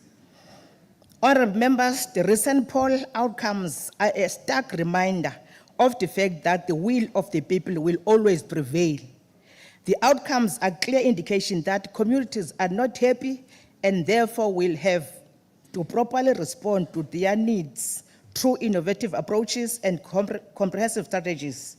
Institutions of democratic state such as ours must be made to deliver socio-economic empowerment and improved state of living for the poor. As part of the integrated service delivery approach, which is at the center of the district development model, the department will continue to solidify strategic partnership which are vital to the realization of our mandate. Our seamless relationship with various stakeholders, including non-profit organizations, extends our reach and improves access to our services. In addressing prevailing social ills, we need to work together, inspired by common patriotism that recognizes the reality that no section of our population can achieve its objectives working in isolation. Honorable members, the ANC-led government has a proven track record in changing the lives of our people for the better, improving access to service, and has always been at the forefront of inclusive development of the people of the Eastern Cape. That track record has become our cross to bear. It spurs us on to do better and deliver the promises for the better life for all. The service delivery outlook I am about to deliver in this House today seeks to advance our mission of building a caring society for the benefit of all people of this province, particularly the poor, marginalized, and vulnerable members of society. Substance abuse has become a pervasive issue and cuts across social, racial, cultural, religious, language, and gender barriers. Hence, it is referred to as a silent killer. It is therefore needs to be confronted with a sense of urgency and decisiveness by all members of society. This overindulgence of substance abuse, further, it creates a society that is riddled with crime and poverty, since people spend all the resources they have on drugs and substances. To turn things around, our focus is on young people by empowering them through skill development and provision of life skills, deal with peer pressure, how to assert themselves, decision-making, and other pertinent issues in their lives so that we can create a drug-free society. In accordance with National Social Sector Lekgotla Resolution and the Medium-Term Development Plan for 7th Administration, we have adopted new priorities which are intrinsic to mandate for social protection, reducing poverty and tackling high cost of living, driving growth and job creation, as well as building a capable and ethical state. These priorities will set the foundation for implementing developmental social welfare services. I will now outline our contribution to these priorities. Priority 1, inclusive growth and job creation. As department will continue implementing initiatives aimed at creating and optimizing employment opportunities that are state-driven, focusing on unemployed young people, women, and people with disabilities. National Youth Service Programs. Our mandate is inclusive of youth development. Therefore, we play a vital role in bringing young people together to take responsibility, foster social cohesion, increase citizen participation, foster respect for equality, encourage diversity, develop skills, and create collective voices in order to address the problems of youth, unemployment, inequality, and poverty.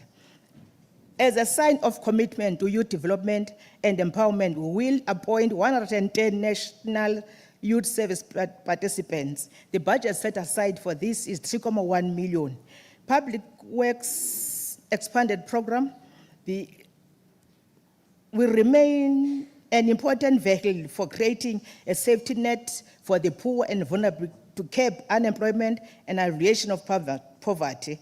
A total of 3,678 work opportunities will be created based towards the youth, bias towards the youth, women, and pension and people with disabilities. The budget set aside for this is 7.7 million. Internship and learnership programs. Our internship program is designed to equip unemployed youth with the requisite skills for job preparedness in the current financial year. We will offer learnership, internship, and work integrated learning opportunities to 110 beneficiaries. And the budget set aside for that is 9.9 million. Priority 2, reduce poverty and tackle high cost of living. Honorable members, children in the Eastern Cape, especially those between the age cohort of 0 to 18 years, face many challenges that have a significant impact in their growth and development. These challenges include, and not limited to, child poverty, poor nutrition, child abuse, and neglect. This therefore sounds a clarion call to our government and stakeholders to implement an effective system of developmental childcare and protection that addresses challenges which impact on families' ability to raise and protect children. Community-based prevention and early intervention for children. Promoting the well-being of children against the scourge of abuse, the department, in collaboration with NPOs, will ensure provision of community-based prevention and early intervention services for 22,545 vulnerable children. Through funded RESIHA sites, this program is a full-time response to child protection aimed at creating a safe environment for children on community scale. The budget set aside for that is 29,011 million. Family Preservation Services, the Child Act 38 of 2005 emphasizes parental responsibility as central to child welfare services, with reunification services as a key component. In strengthening families during 2025-2026 financial year, our focus is to increase intervention by providing a range of family preservation services to 24,244 families. Our intervention for family preservation are anchored on enhancing the capacity of families to take care of their children and family members. This approach will have a positive spin-off on improving the moral fiber of our society. In response to children in need of care and protection requiring residential area programs, 28 child and youth care centers will be supported, making provision to care for 1,373 children. Key intervention in alternative care for vulnerable children, including temporary, safe care, foster care, and adoption. The budget set aside for this is 69.9 million. Integrated partial care services for children with disabilities. In addition, we will collaborate with NPOs to provide partial care services, offering care for 870 children with disabilities in funded special care centers. The department will further ensure capacity building and support to parents of children with disabilities.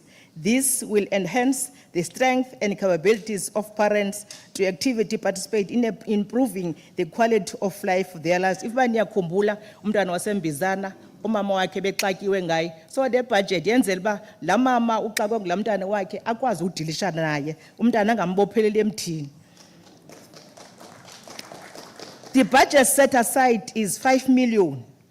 In order to maximize and maintain individuals' levels for social functioning, we will render comprehensive restorative services to promote the ability and adapt and adjust to living safely and independently within communities.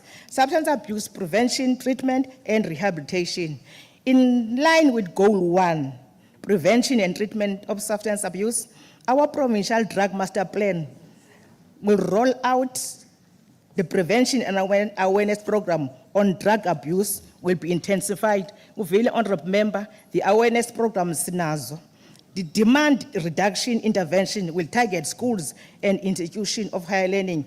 These programs will implement in partnership with the Department of Education and Health. A total of 37 non-profit organizations will be funded to implement prevention and awareness programs. In addition, to reach more young people, the department will use social media platforms to raise awareness on the negative effects of drug abuse. I hope, Honorable Member Umamel, we will improve access to substance abuse disorder treatment services, subsidizing indigent service users to access inpatient and outpatient treatment services in private treatment. The budget set for that is 12.4 million. Crime prevention and support. The alarming crime rate in our communities is a cause for concern, and fight against crime has become a societal matter, and not single social development, especially social workers who are not immune in that. Social workers are marked, they are unable to go to do assessment in communities because they are marked. At Mbizana, about 4 government cars has been hijacked, and to date, Askars Fuman. So the issue of crime is quite a problem, because social workers to do assessment in order to do service delivery. Furthermore, therapeutic and vocational skills training in children in conflict with law, awaiting trial and sentence in child youth care centers will be provided. Through this initiative, children in conflict with law will acquire skills to compete in the open labor market. The budget set for that is 2.9 million. Victim empowerment. As department, we are mandated through the victim support policy to lead and coordinate the victim empowerment program. As such, we'll continue to lead pillar number 4 of the National Strategic Plan of Gender-Based Violence and Femicide to ensure that all victims of crime and violence access psychosocial support services aimed at restoring their dignity and prevention. Secondary victimization support services, including sheltering and therapeutic services, then skill development. We will provide will be provided to ensure that victims are able to stand in their own instead of depending on the abusive partnership. That's why we are worried when NPA acquitted Omotose. Our center in Enobuhle have done a marvelous job of making those girls ready to stand the trial. In 2025-26, the department will provide a financial support to 161 non-profit organizations to implement gender-based violence prevention program, as well as care and support services to victims of crime and violence. Support services include safe homes, wide door, centers of hope, mentorship program, advice centers. In addition, we'll have established 3 one-stop centers outreach. Kwanobuhle, Nelson Mandela, Malitswaye, and Joe Beleni, Krisani. The centers provide services to victims of sexual offenses, domestic violence. Lamdana, Premier, uba samthatha samsapha kwanobuhle, uzawuthetha lo mntana uba ngubani omenze into. It's just nje at the moment, the parent, umama kaCweko use-reluctant usinika, kodwa siqinisekile ngezi center zethu zontathu ubukwafika pha i-social workers wethu ziyawenza umsebenzi wazo. We will partner with private business sector to enhance skill development programs aimed at gender-based violence survivors to ensure they are economically independent. The budget set for that is 36.1 million. Social behavior change programs. The social behavior change strategy that we have adopted serves as a mechanism to address complex issues of poverty, inequality, and health in an endeavor to deal with high incidence of teenage pregnancy in the province. We'll implement social behavior change programs, YOLO program, which you only live once, me community capacity building, men champion change, boys champion change, because we have a problem of boys and men in our country. Traditional leaders, also in that space, these programs will be facilitated by social workers employed by 22 non-profit organizations. The initiative will be conducted in collaboration with traditional leaders, Department of Health and Education. The program will benefit 80,522 girl children by raising awareness on risky behaviors. We have budgeted HIV and AIDS prevention program at an amount of 18 million. Services to older persons. Older Persons Act number 13 of 2006 mandate us to provide care support and protection for older persons. We'll monitor compliance with acts, norms, and regulation of residential institutions. The department will use 553 caregivers and extension on arm to carry out programs within these centers. The brutal killings and mistreatment of elderly people is unbearable, and we need to stamp them. With this program, we are going to service to ex-miners and military veterans. Honorable members will continue with tracing ex-miners as well as military veterans as facilitate access to government services. Ex-miners, ex-mine workers and military veterans will be identified and assessed for social services. Bebenyuke apha besiye eGoli bengabafana babuya ngoku begugile beyingxaki yethu singu-social development. We have to trace them baphilile. So this program yethu ke izasincedisa kuloo nto. The budget set aside for that is 101.5 million. Acting aging program. Department will optimize opportunities to maintain and improve physical, mental health, independence, and quality of older persons throughout their lives. And the budget set for that, for Golden Games, abantu abadala bazimvocavoce, is 1 million. Services to persons with disabilities. In advancing the rights and interests of persons with disabilities, it remains our priority to advocate for the inclusion of mainstreaming of persons with disabilities, children including. We will provide skill development program within 26 productive workshops benefiting 833 persons with disabilities. This intervention will impact positively on integrating persons with disabilities to society, economic opportunities, and employment. Honorable Deputy Chair of Chairs, we have committed to increase the current 2% of employment. Our courses that disabled bangaqeshwa u2% umncinci kodwa ngenxa umthetho usatsho kodwa sifamba sibe above all the government departments in employing people with disabilities. The budget set aside for that is 32.5 million. Tackling child poverty and malnutrition, teenage pregnancy. We need to be more determined going forward to reduce poverty from spreading throughout families and communities, while attempt to improve cooperation at all levels between government departments, business, organized labor, and civil society. Non-profit groups are being strengthened, and we will make sure that anti-poverty programs are top priority for all departments. The 39 poorest of the poor wards will be the target for these poverty initiatives, which will concentrate mostly in rural areas within identified poorest local municipality. Food insecurity in Eastern Cape province has increased significantly, with grant-reliant households seeing an increase in moderate to severe food insecurity.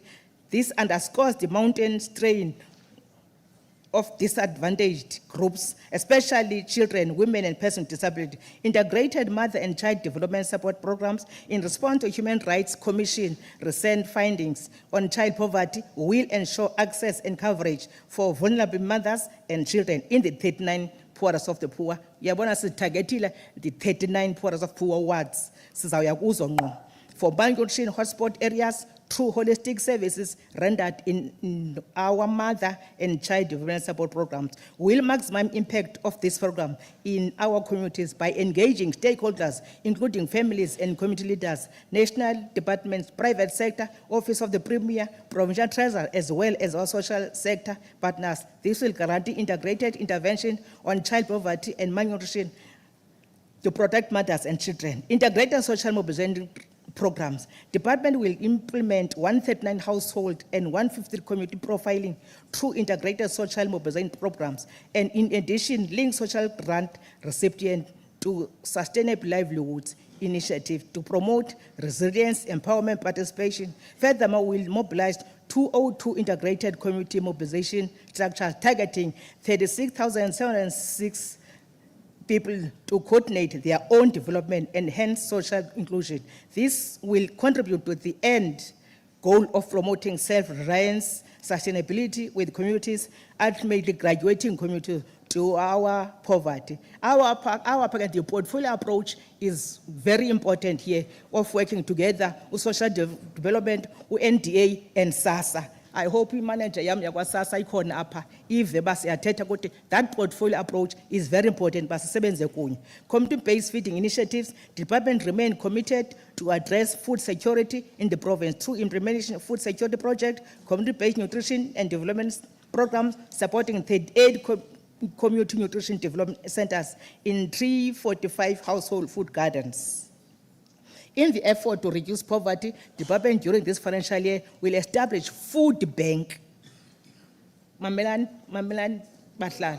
Food bank, which will contribute to the provincial food nutrition security plan, which is coordinated by Department of Agriculture and respond to disasters and food shortages. Siyakelento mana so thuke xa sekwenzekile masibene food bank ready xa kukhona disaster siyothatha ingubo sothatha omatrasi sothatha yonke into pha senzela lonto ngale food bank.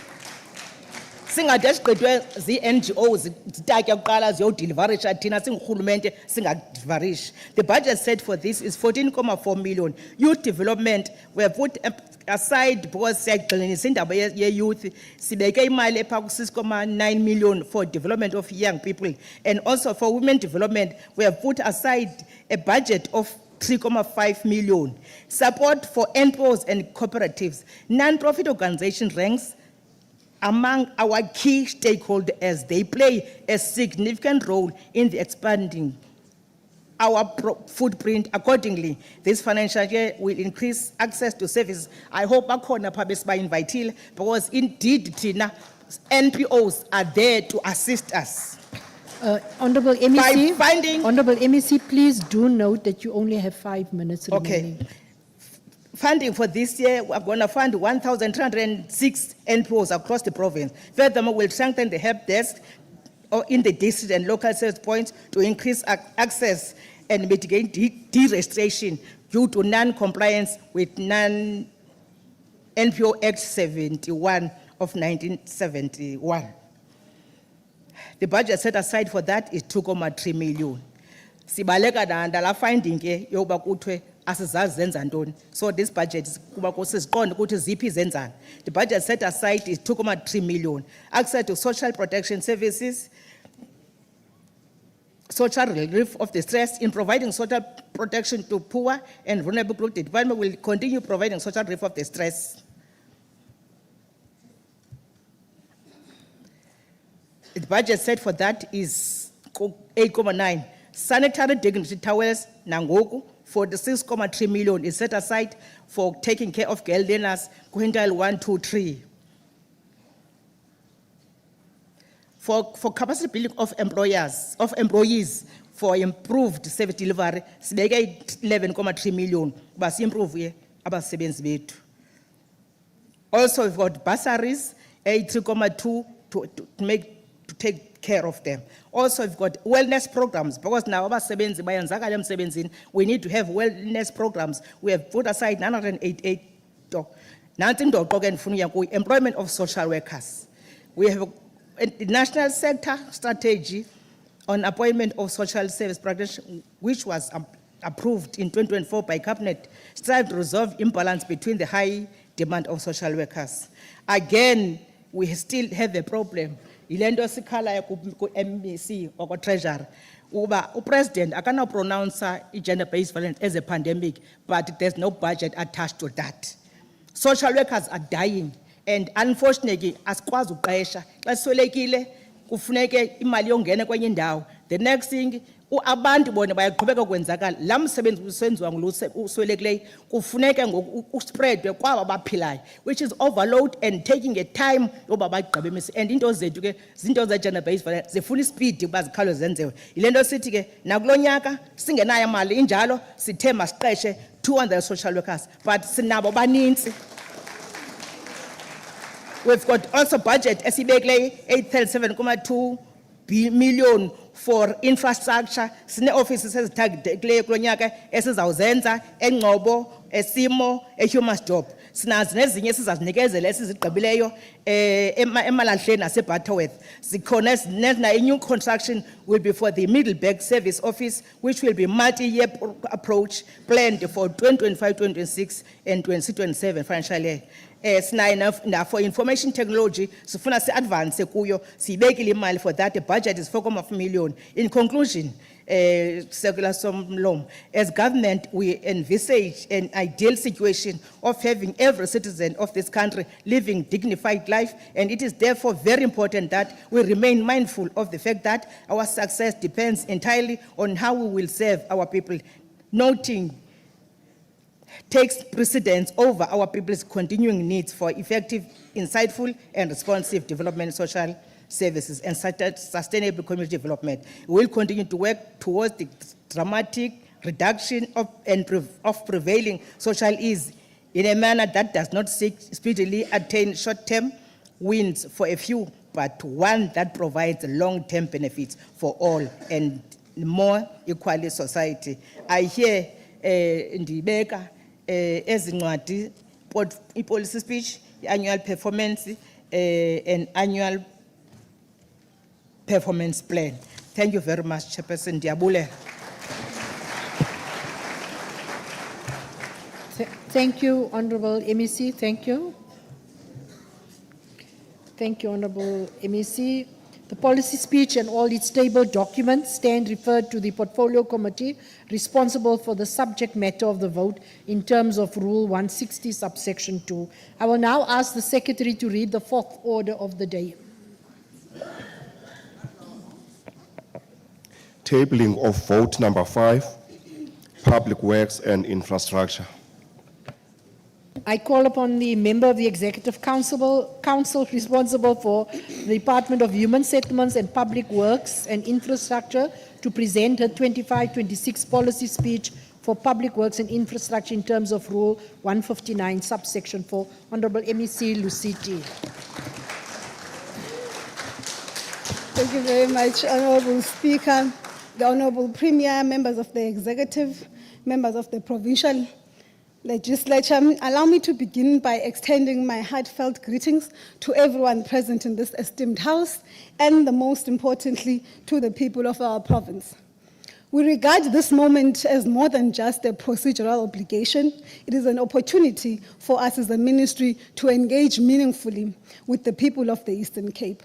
It is a time for reflection on our progress, our challenges, and our collective vision for the future.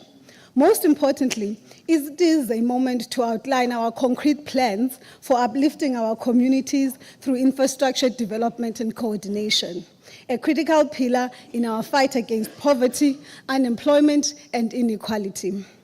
The tabling of this policy speech comes at a pivotal moment when the People's Government is taking bold steps to assert public capital as a driver for economic growth. During the 2025 State of the Nation address, President Cyril Ramaphosa emphasized the strategic importance of infrastructure in shaping a thriving and inclusive economy. He stated, quote, "To achieve higher levels of economic growth, we are undertaking massive investment in new infrastructure while upgrading and maintaining the infrastructure we have," close quote. The President further affirmed, "We will ensure public ownership of strategic infrastructure for public benefit while finding innovative ways to attract private investment to improve services and ensure public revenue can be focused on the provisioning of public services." Close quote. These assertions by the President provide a clear direction of our work. Infrastructure is not just about bricks and mortar, it is about laying the foundations for economic opportunity, social justice, and human dignity. It is about roads that connect people to jobs, schools that empower the next generation, hospitals that provide life-saving care, and government buildings that serve communities with efficiency and integrity. As the Eastern Cape, we recognize that a well-planned, coordinated infrastructure program is essential for economic development, service delivery, and job creation. It is a catalyst for reversing historical inequalities and ensuring that no one is left behind. Our work is guided by national and provincial development frameworks that set the course for an inclusive and transformed economy. The Provincial Medium-Term Development Plan calls for accelerated infrastructure investment to stimulate economic activity. Similarly, Eastern Cape Vision 2030 recognizes infrastructure as a foundational pillar for sustainable growth and improved service delivery. This policy and budget speech comes at a time of significant economic and political transition for both the Eastern Cape and South Africa as a whole. The global economic downturn, coupled with domestic fiscal constraint, has placed immense pressure on government spending. However, we refuse to be defined by challenges. We will be defined by our solutions. We remain committed to building a capable developmental state that is people-centered and resolute in the fight against unemployment, poverty, and inequality. Our infrastructure agenda is not simply about constructing buildings. It is about creating an economy that delivers real and tangible change to the lives of our people. The 24-25 financial year presented us with significant challenges, particularly concerning litigations. The department faced legal actions that resulted in court judgment, compelling us to pay substantial settlements. These legal setbacks not only drained our fiscal resources, but also had a devastating impact on service delivery, stalling critical projects, adversely affecting workers, and frustrating our communities. We take full accountability for these challenges, and we are committed to ensuring that such setbacks do not define our future. We acknowledge that these lessons must serve as a stepping stone towards a more accountable and effective department. Going forward, we will be more vigilant, more proactive, more strategic in managing legal risks to safeguard service delivery. As we chart the way forward, we do so with a bold vision, one that reaffirms the Department of Public Works and Infrastructure as the leading agent of economic development through strategic infrastructure investment. We will forge ahead with determination, driven by the understanding that every road we build, every school we construct, and every hospital we renovate is a step towards a more just and a prosperous society. We must rise above challenges and reaffirm our commitment to building an Eastern Cape that thrives on a foundation of world-class infrastructure. Madam Speaker, as the department, we are responding to the call to advance those who were previously excluded and marginalized in our society, particularly women, by taking a deliberate stance to address the imbalances and injustices of the past. The department is not impervious to the issues of empowerment and transformation of designated groups, and to this end, we are implementing the beneficiation strategy for designated groups, which seeks to mainstream and empower women, youth, and persons with disabilities. And progress made in implementing the strategy shows that out of the 1.4 billion awarded to service providers from April to December 2024, 223 million was awarded to women-owned companies. Youth-owned companies benefited to the tune of 118 million, and companies owned by persons with disabilities were awarded contracts to the value of 4.1 million. We are aware that there is another category of designated groups which relates to the military veterans, and the empowerment of military veterans needs our urgent attention, and the department will include this designated group in the implementation of our MSME strategy and integrated contracted development program. Coming to the challenging issue of funding the mandate of the department. In the 24-25 financial year, the budget allocated for the Department of Public Works was 2.6 billion, and for 25-26 financial year, the allocation has remained almost stagnant. And notwithstanding the funding limitations, the department will enhance its revenue enhancement, generation, and collection through its property portfolio. And as the department continues to entrench the twin task of transformation and revenue generation, DPWI will, in this financial year, release 100 properties for long-term leasing. In strengthening governance and accountability, the department continues to demonstrate maturity in administration and financial management. And key to note in this regard is that the department obtained an unqualified audit opinion with no matters of emphasis. Also worth noting is the fact that the department's financial statements were free of material misstatements. However, of serious concern is the continued inability of the department to keep complete, reliable performance information. DPWI remains committed to achieving a clean audit outcome through a vigorous implementation of the audit intervention plan. Honourable Speaker, the 7th term of administration, the department will demonstrate its maturity as an implementing agent of choice. The department is mindful of the fact that there are numerous players in the infrastructure delivery space and has taken deliberate steps to assert its role in infrastructure planning, delivery, and investment. Key in this regard is the manner in which the department has enhanced its professional and technical capabilities. The department now has a cohort of 73 professionals with a ratio of utilization of internal and external professionals sitting at 50-50.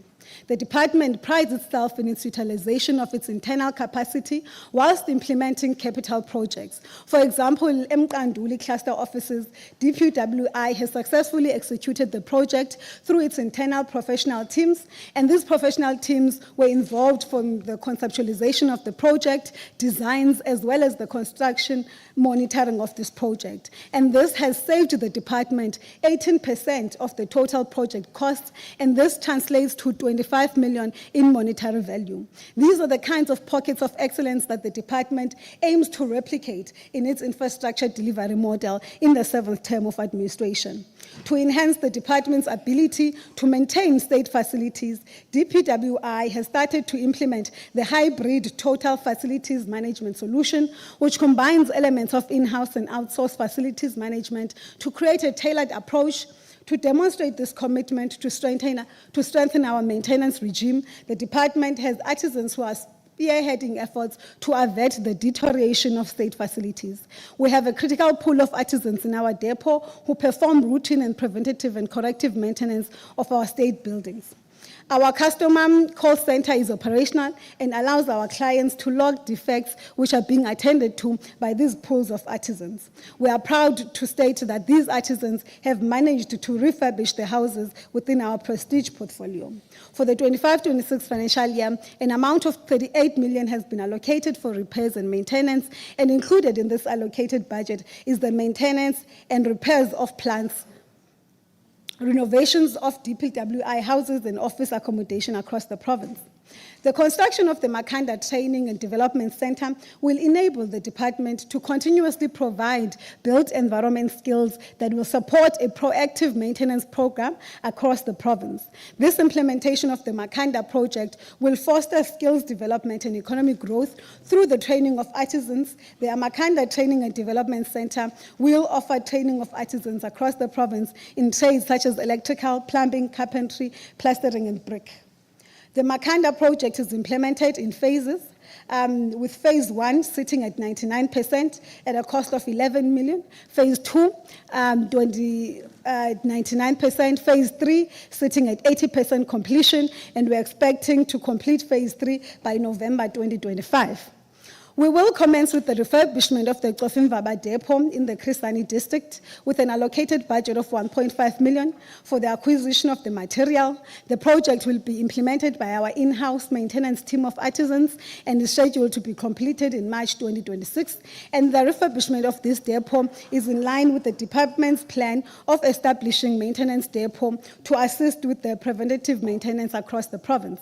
To demonstrate our commitment to proactive maintenance, the department has augmented its technical capacity across the 8 districts with 264 artisans, 88 building inspectors who will provide quality assurance on occupational health and safety, electrical installation and general buildings in our state-owned facilities.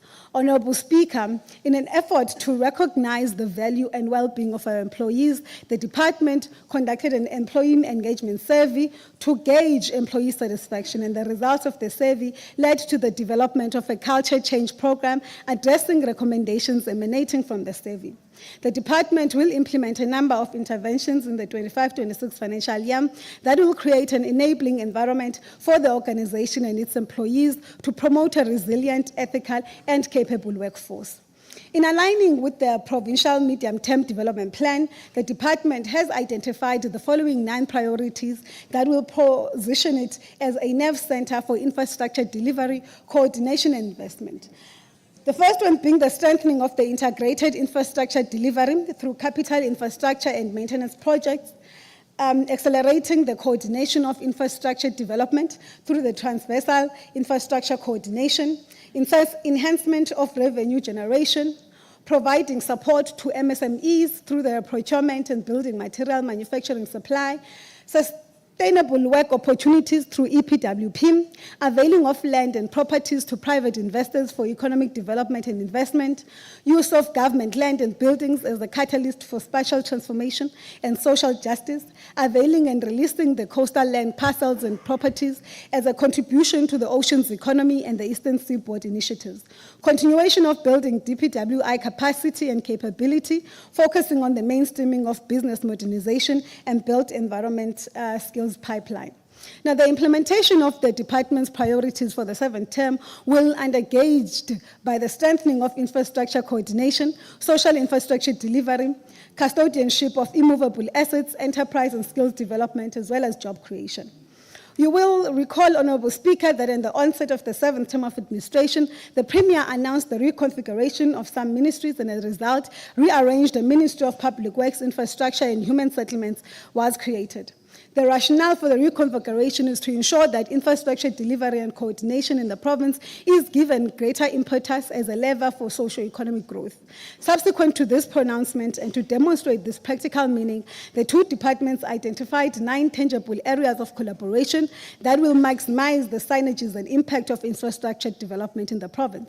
One of which is the devolution of state-owned private parties to ensure rightful custodianship, identification of state-owned residential properties that can be availed at affordable rentals to accommodate our citizens, availing and repurposing state-owned properties for use as safe houses to accommodate survivors and victims of gender-based violence and femicide, LGBTQI+ and other community development programs, contribution to the ocean's economy and seaboard projects, integration of the office precincts with the mixed mode development model as part of building sustainable small towns, human settlements focusing on secondary cities and small towns, transformation of local building material manufacturers and suppliers, collaboration through our extended public works program.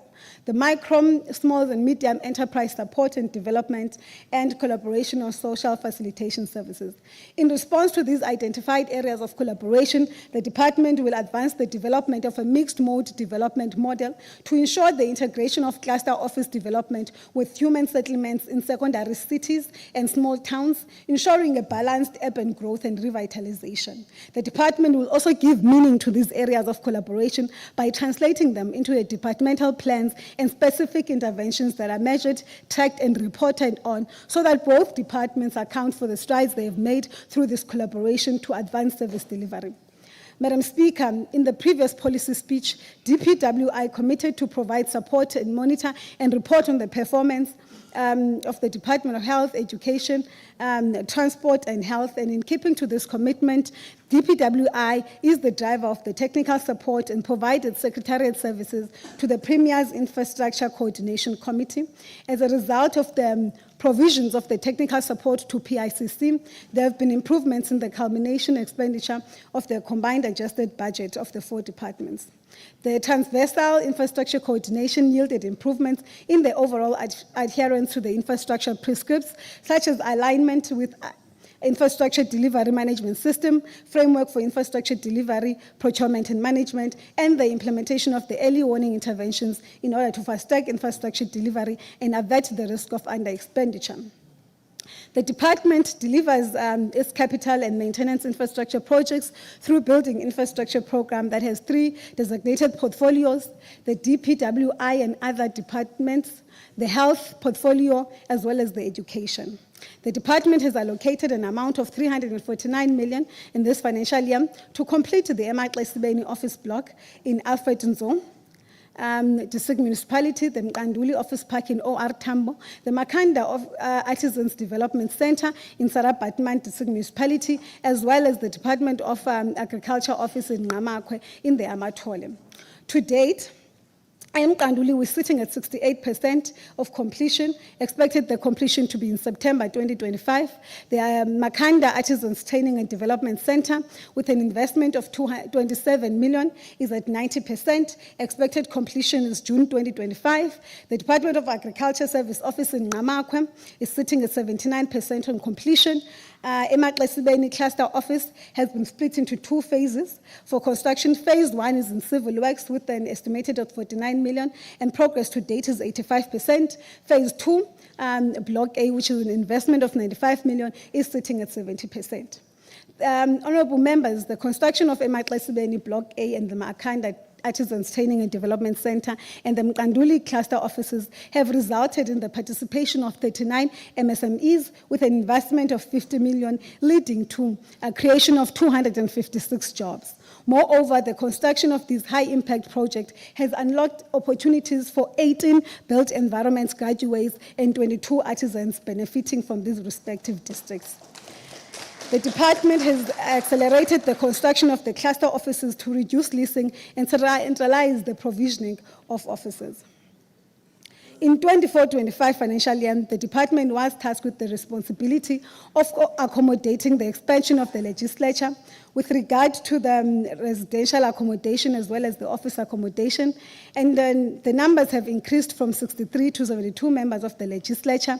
And in this preceding financial year, the department has undertook various projects for the prestige portfolio, including the reconfiguration of the Eastern Cape Provincial Legislature, the renovations and upgrading of the existing ministerial houses for members of the legislature.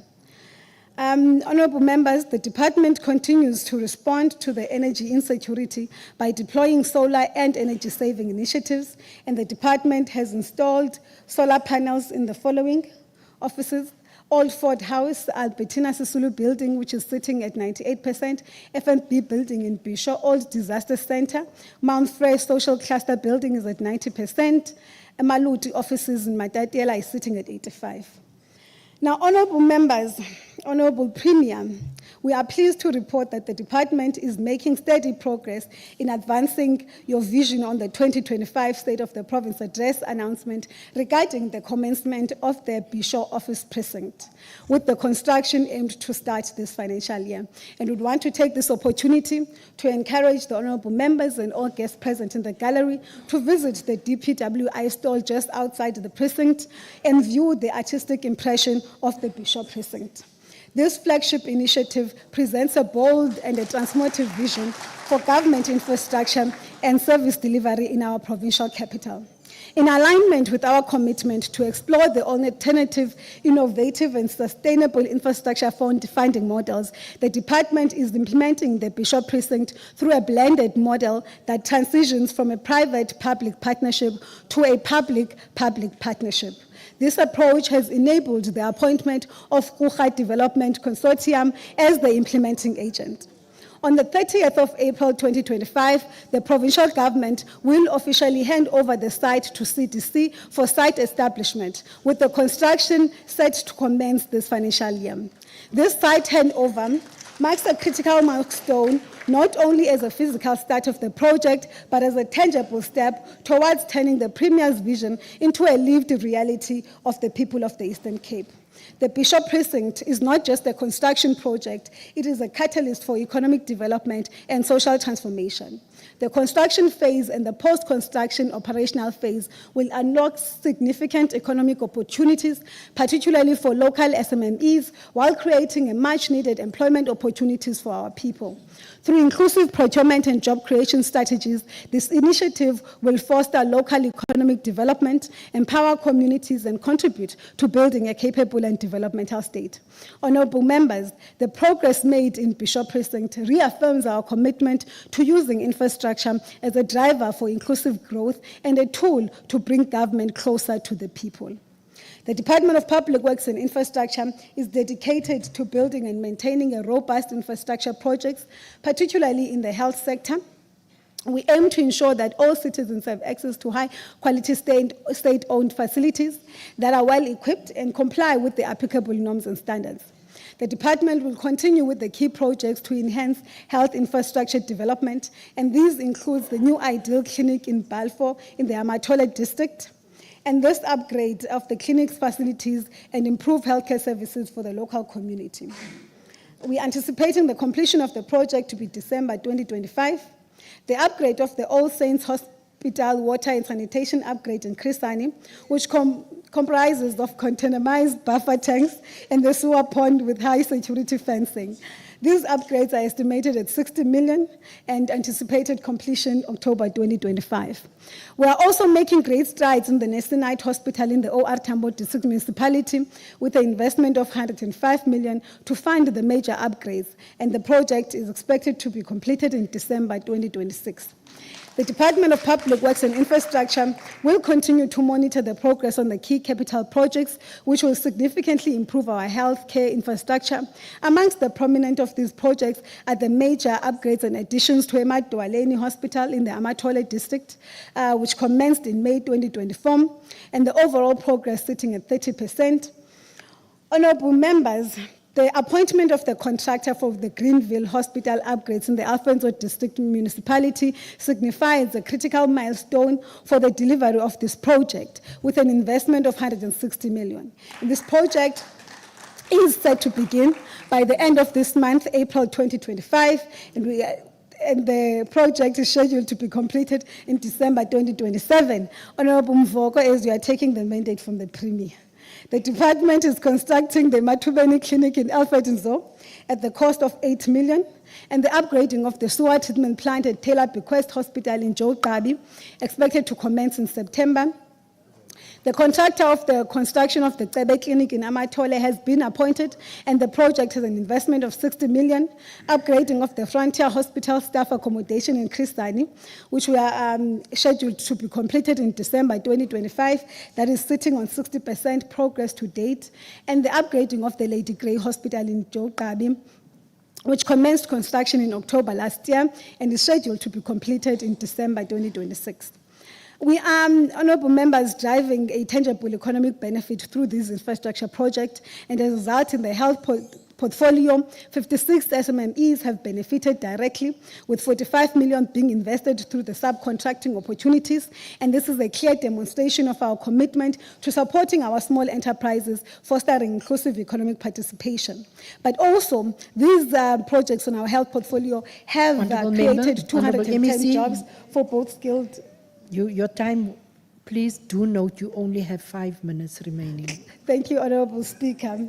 On our health, on our education portfolio, Honourable Speaker, as we are committed to completing the 6 projects in our education portfolio, we are continuing to make meaningful socio-economic contribution through the investment of these projects, with employment opportunities coming from our education portfolio sitting at 269 local community members who have benefited, and furthermore 31.4 million was utilized to empower and harness the skills and economic empowerment of the local SMMEs through the identified construction work packages.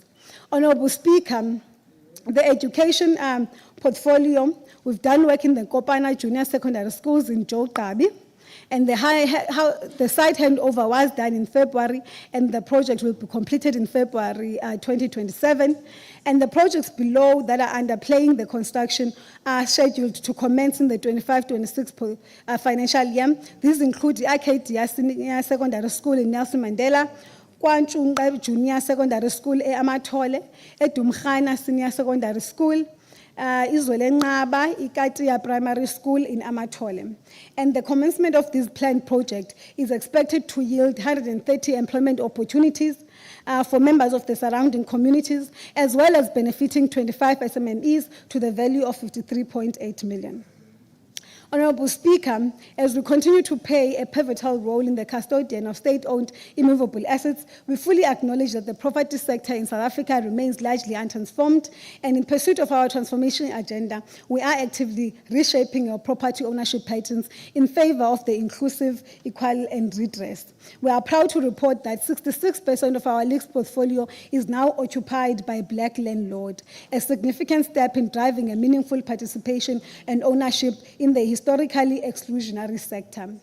By the end of the 24-25 financial year, the department has successfully concluded 4 long-term lease agreements collectively projected to generate 82 million in revenue over 30 years. In addition, 5 short-term leases were finalized with projected revenue of 11 million over 9 years.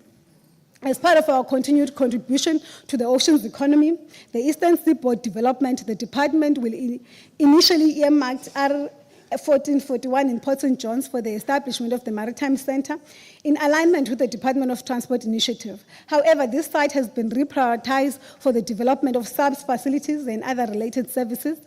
Despite this shift, the department remains fully committed to supporting the Provincial Oceans Economy Programme by identifying and availing alternative strategic properties.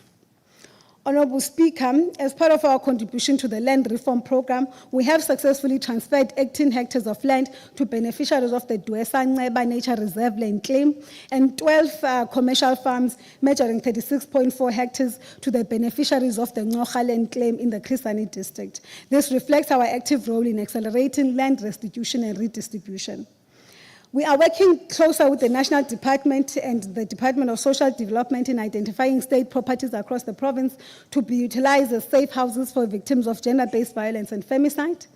Our land audit project, we are pleased to announce that by the end of the 24-25 financial year, the audit was successfully completed for 32 out of the 33 municipalities, with only Amahlati that remains outstanding. Honourable members, in the previous policy speech, we had committed to intensify the Operation Bring Back, a decisive intervention aimed at addressing the illegal occupation of hijacking of government buildings.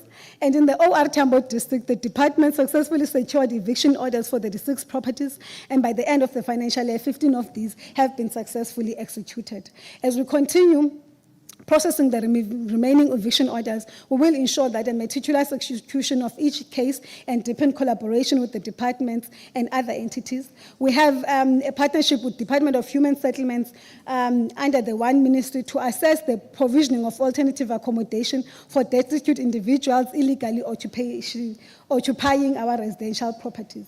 Honorable Speaker, the department continues to use infrastructure delivery as a lever for enterprise development, and in this regard, our ICT program has benefited 12 contractors and 472 million have benefited these contractors. Phakathi konokontraka abangomama abaye bakhuliswa kule nkqubo, singabalula u-IDEV Group, kukamama uFazi Thabile, uYoshiba Construction kamama uYolanda Maphosa kunye neEnox Serenity kamama uMasangwana Sivuyisiwe. Bonke aba banyukwe basuka ku grade 1 bahamba baya ku grade 4. Siyazingca ngalamanina akhulayo. Kwicandelo loshishino olusininzi lungamadoda. And as we deepen our support, we are going to empower 100 contractors in this program. Honorable MEC, may you please conclude? Thank you, Honorable Speaker. And yes, like 30 minutes. Honorable Speaker, I want to take this opportunity to table the planning documents of the Department of Public Works and Infrastructure. As we thank the Honorable Premier, the members of the Legislature, our portfolio committee, we have a new HOD. I want to take the opportunity and table the policy budget speech, the strategic planning document, annual performance plan, and the annual operational plan for the Department of Public Works and Infrastructure. Thank you. Thank you so much, Honorable MEC.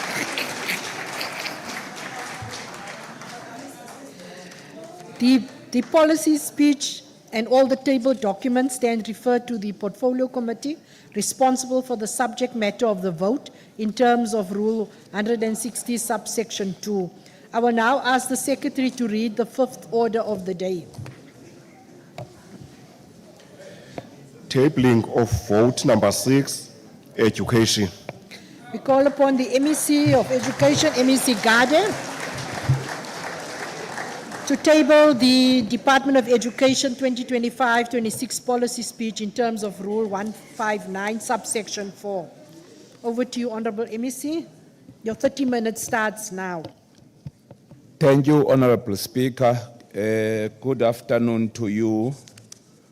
Good afternoon to the Premier. Good afternoon to the executive members, and good afternoon to the members of the House, the traditional leaders that are presently here, the South African Council of Churches, the business sector that is part of this august house, the SGBs of the province, the educators across the length and breadth of the province, our learners, and also the social partners that are directly involved in the business of education in the province. Lastly, the NGOs that operates within the space of education. Honorable Speaker, allow me on behalf of the Department of Basic Education in the province to present the annual operational plan for 2025-2026, the annual performance plan for 2025-2026, the strategic plan, the 5-year strategic plan for 2025-2026, and the policy, budget, and speech. Honorable Speaker. Does that mean you are done, MEC? I felt I must start there in case I forget, Speaker. Honorable Speaker, our research indicates that 33% of our learner population in the province are not staying with their biological parents. They are either child-headed families or staying with their grandpas or grandmothers. That phenomenon, Honorable Speaker, has got a dire effect on the value systems by which those kids in the journey of the 12th year on basic education should be mastered and be executed. Their academic growth within the sector, and lastly, the stability within the households where they are coming from. So we felt, let's start there so that we can understand what kind of an animal are we dealing with here. Honorable Speaker, the following are the silent features of the provincial basic education landscape as contained in various research and official government publications. The Eastern Cape has demonstrated the most rapid increase number of the National Senior Certificate obtained from the schools in 2009 to 2024 period, which is also more remarkable considering Eastern Cape is the only province with a substantial decline in the number of 18-year-olds in the learner population in the country, which is a missing link, Honorable Speaker. The Sokaisa Senior Secondary School in Motherwell, in Gqeberha, in the Eastern Cape, has distinguished itself as a leading institution for mathematics in education in the country. In 2024, the school achieved an outstanding academic milestone by being ranked the first in the nation for mathematics and the second for the highest number of distinctions, respectively, in the country. The Eastern Cape province, despite facing historical educational challenges, has consistently demonstrated a very strong performance in mathematics enrollment and achievement. The province ranks above the national average in terms of the number of learners taking mathematics as their subject, indicating a sustained emphasis on this subject for the basic education level as well, Honorable Speaker. Honorable Speaker, His Excellency President Ramaphosa indicated in 2025 State of the Nation's address, I quote, "Last year we signed the Basic Education Law Amendments Act, which pivotally for ensuring the education is accessible and inclusive for all South Africans. This year, the Minister of Basic Education will introduce the national policy, norms and standards and regulations to empower all partners in basic education to support the implementation of the Act. This transformation policy and Act of law will guide our work as basic education in the 7th administration, Honorable Speaker. Another significant feature of the Bella Act is its stance on the language policy and discipline in schools. The provincial basic education now has powers to influence the language policy to support multilingualism and inclusive.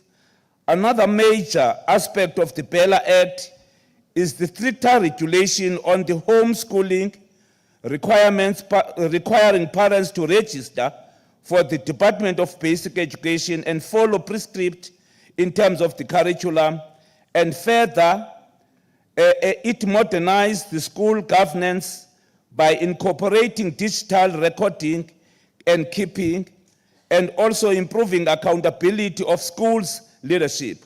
Honorable Speaker,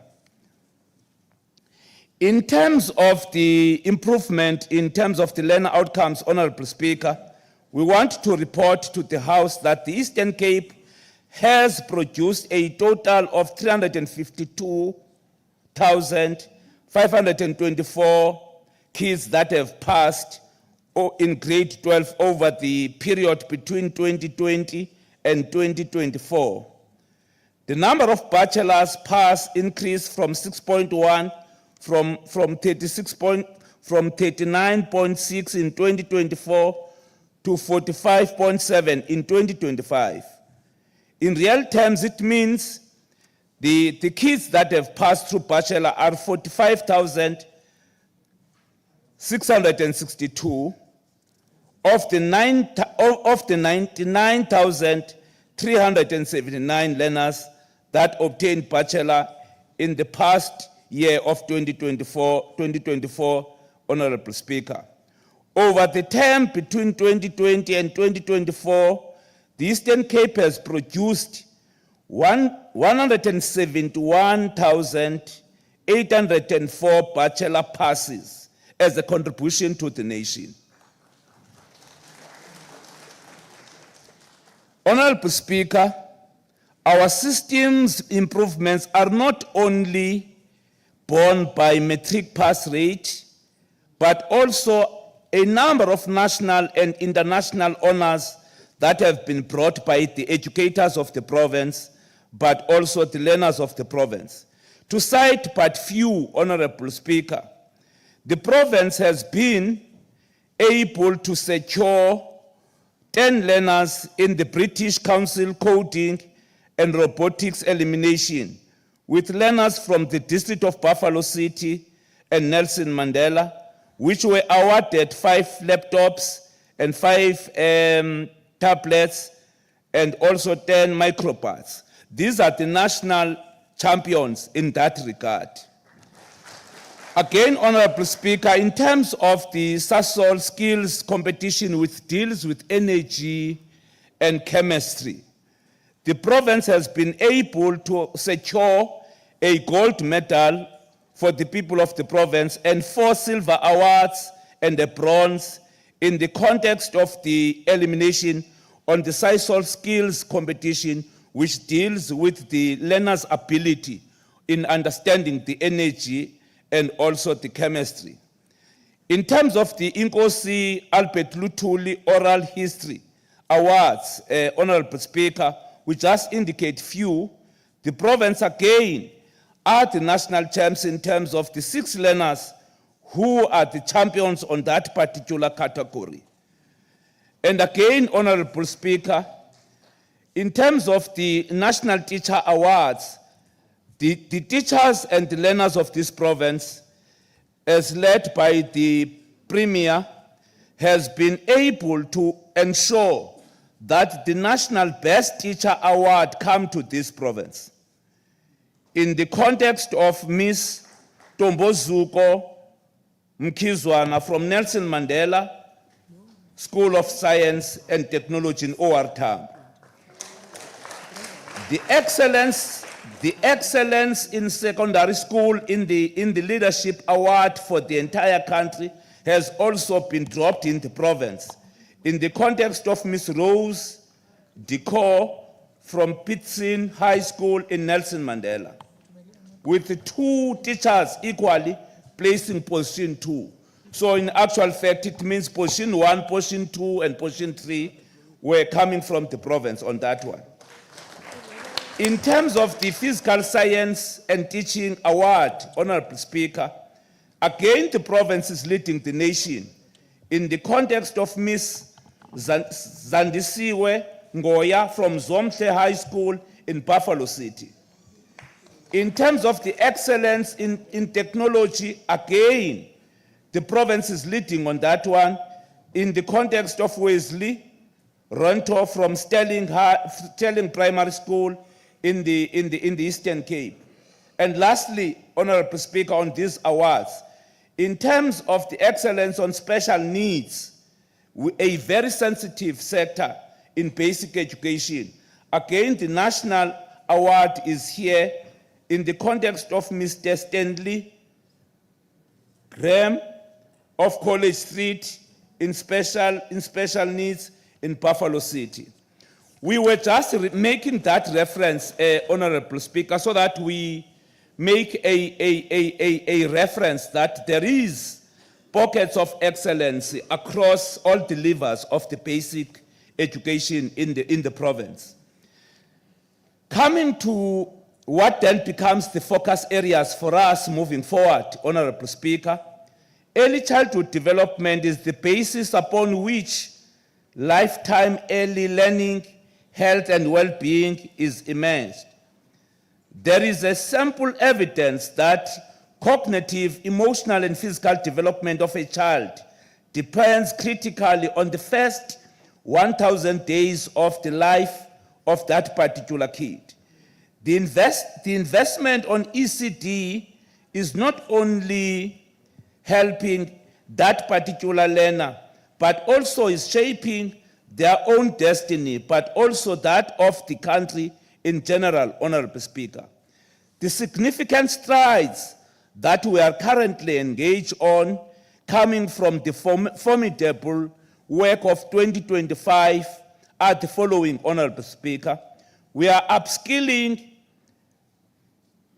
360 grade R practitioners with NQF level 4 for the professionalization of the ECD sector, so that siphume kulento yongathi indawo yokugcina abantwana ECD ibe more professionalized and understanding why it has been brought to education, so that we can be able to deal with that particular assertion. Again, Honorable Speaker, we are awarding 1,200 bursaries for pre-grade R practitioners to further their studies on NQF 5 as part of enhancing and empowering the ECD sector. And lastly, on that one, Honorable Speaker, we are awarding 51 bursaries for grade R practitioners to study towards Bachelor of Education Foundation phase as part of ECD practitioner and professionalization. We are coming to that realization, Honorable Speaker, if you allow me a minute, precisely because in the past 10 years, our research was indicating that there is a ticking bomb of the white people being more passionate on foundations for learning than the African people. And in actual fact, it then means in a short space of time, you might find in villages educators from a white dominance teaching grade R and the ECD in villages. And therefore, having that research, you need to have some interventions to curb that particular crisis that could emerge in the recent years to come. So that investment is informed by how do you preserve the cultural diversity, the language, and also the dominance of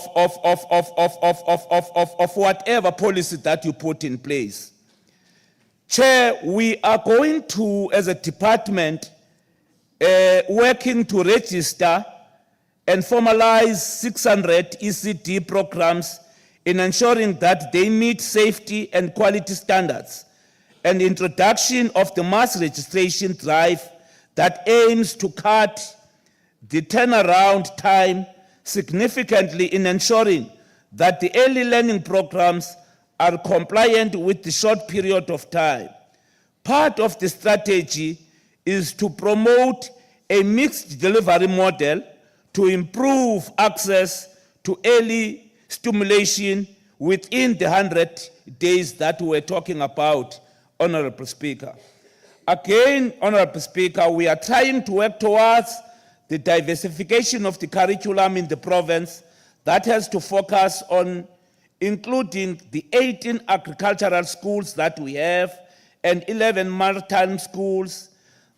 Those maritime schools, we are locating them within the 5 districts, Nelson Mandela, Buffalo City, OR Tambo Coastal, Alfredo East, and Sarah Patman. These schools have got 750 learners that are doing in that particular faculty. Chair, in advancing and accelerating the call that has been made by the Premier of the province, that the growth of the economy predominantly depends on a clarity of what basic education understands and what basic education must do. And therefore, the clarion call made by the Premier to change towards vocational and skills education, which then yield the reintroduction of the aviation school in the province. We are then committing, Honorable Speaker, that in that program that we started 25 kids for grade 10 as a start-up with an ultimate goal of converting Port Alfred High School into an aviation high school in the province in the recent times to come. But again, also introducing the commercial aspect of it in the context of the post-grade 12 learners that are 25 of them that have been assigned to do the aviation faculty in that Port Alfred 43S school with an amount of 1.4 million per each kid. So we are committing again that we will be advancing that precisely because we must be able to look in terms of the benchmarks that we have as a nation, but also to look internationally. What are the opportunities that are there, and how do you then align your strategic school of thought in terms of what then becomes the content of what is taught in the theater of battles of ideas, which is the classroom or a lecture room. Align that with the crisis of those that are destitute outside there, which an assistance that they expect from a schooling system that talks to them. So I'm then saying we are on that trajectory, Honorable Speaker. Again, Honorable Speaker, we want to affirm that as a province, we are wrapping up the program of SAFE as mandated by the then minister. And again, the CEM is currently sitting today in taking the stock about whether the country or the nation has been able to deal decisively with the 6,000 plus schools that were confronted with pit Latins in the country, and with the 1.5 of them that were coming from the province.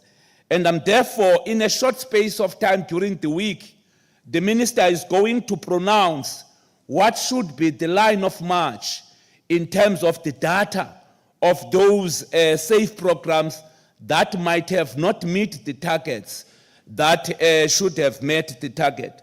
But again, Honorable Speaker, we want to confirm that we have completed major projects, about 391 them within the current financial year, which is also something that talks to the commitment of the provincial government in dealing with the backlogs on infrastructure that has been a crisis in the past. But equally, we have already been able to provide the construction of 58 classrooms at the rate of 134 million rands as part of ensuring that when you have got migration patterns outside of the village set up into semi-urban and urban areas, and then it then gives rise to overcrowding of some schools, and therefore you need a second layer of infrastructure development plan. Whilst you build new schools on the other side, how do you deal with the issue of overcrowding on the already existing schools? And again, how do you deal with the issue of maintaining the already existing infrastructure from the homelands, your Ciskei and Transkei? Because they may not be mud schools, but they are inappropriate. The Act is saying they are not mud schools, but I'm then saying equally they are not appropriate. So you need again to say, how do we balance up the Act in ensuring that whilst you deal with the mud schools on the other side, Varatea City, how do you maintain the already dilapidated infrastructure that you have? And hence the introduction of the beautification program that we have embraced last year, and extensively that must save us in that particular regard. Stately but surely, Honorable Speaker, the progress is being made on 20 major projects, as I have already indicated, at the value of 1.6 billion from the grant system that we got, but also a focused area should also be around the areas that you have got more kids that comes from the rural setup. For example, if you talk OR Tambo Coastal, and if you talk Krisani East, if you talk this area of Amatole West and Sarabatman, which also requires an intervention, Honorable Speaker, on the hostels that has been underutilized, but equally inappropriate. Because once you have got a special focus in Sarabatman on the 17 schools that have got hostels that are inappropriate, but also underutilized, it means one of the problems that are always at the nerve center of the Premier, which is the scholar transport, will be eliminated in one way or another.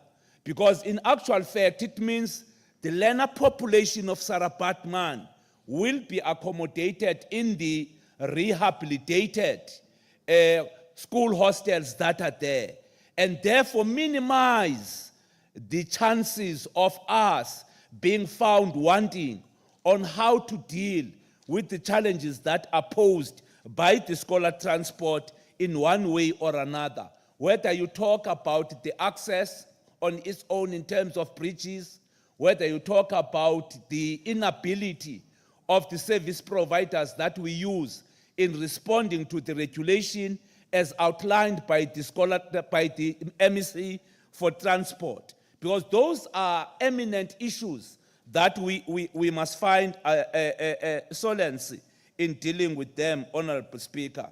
In terms of the partnership, a recent example. Honorable MEC, please do take note. You only have 5 minutes remaining. Thank you so much. I'm just concluding now. No, I'm just concluding, Honorable Speaker. Colleagues, last year, as we were approaching the examinations for grade 12, we observed two things. One, we observed the social ills that were a strain to the kids that were preparing for the examinations. Two, we observed that the allocation that we do in terms of the school funding norms is not enough for those camps that are usually done by the schools. And therefore, we had to reintroduce what we call the MEC Dignity Campaign Program, where business was requested to intervene in schools for 10,000 kids to have something to eat outside of the budget of the schools, so that they can sustain themselves there and be able to respond to the challenges posed by the examination. I want, before I sit down, Honorable Speaker, to thank the collaboration that we have been enjoying with the Department of Transport, Department of Social Development, Department of Safety, Department of Health and Local Government in the context of Mqhekezweni issue. In the context specifically of Mqhekezweni issue, I didn't thought that those kids can make it and be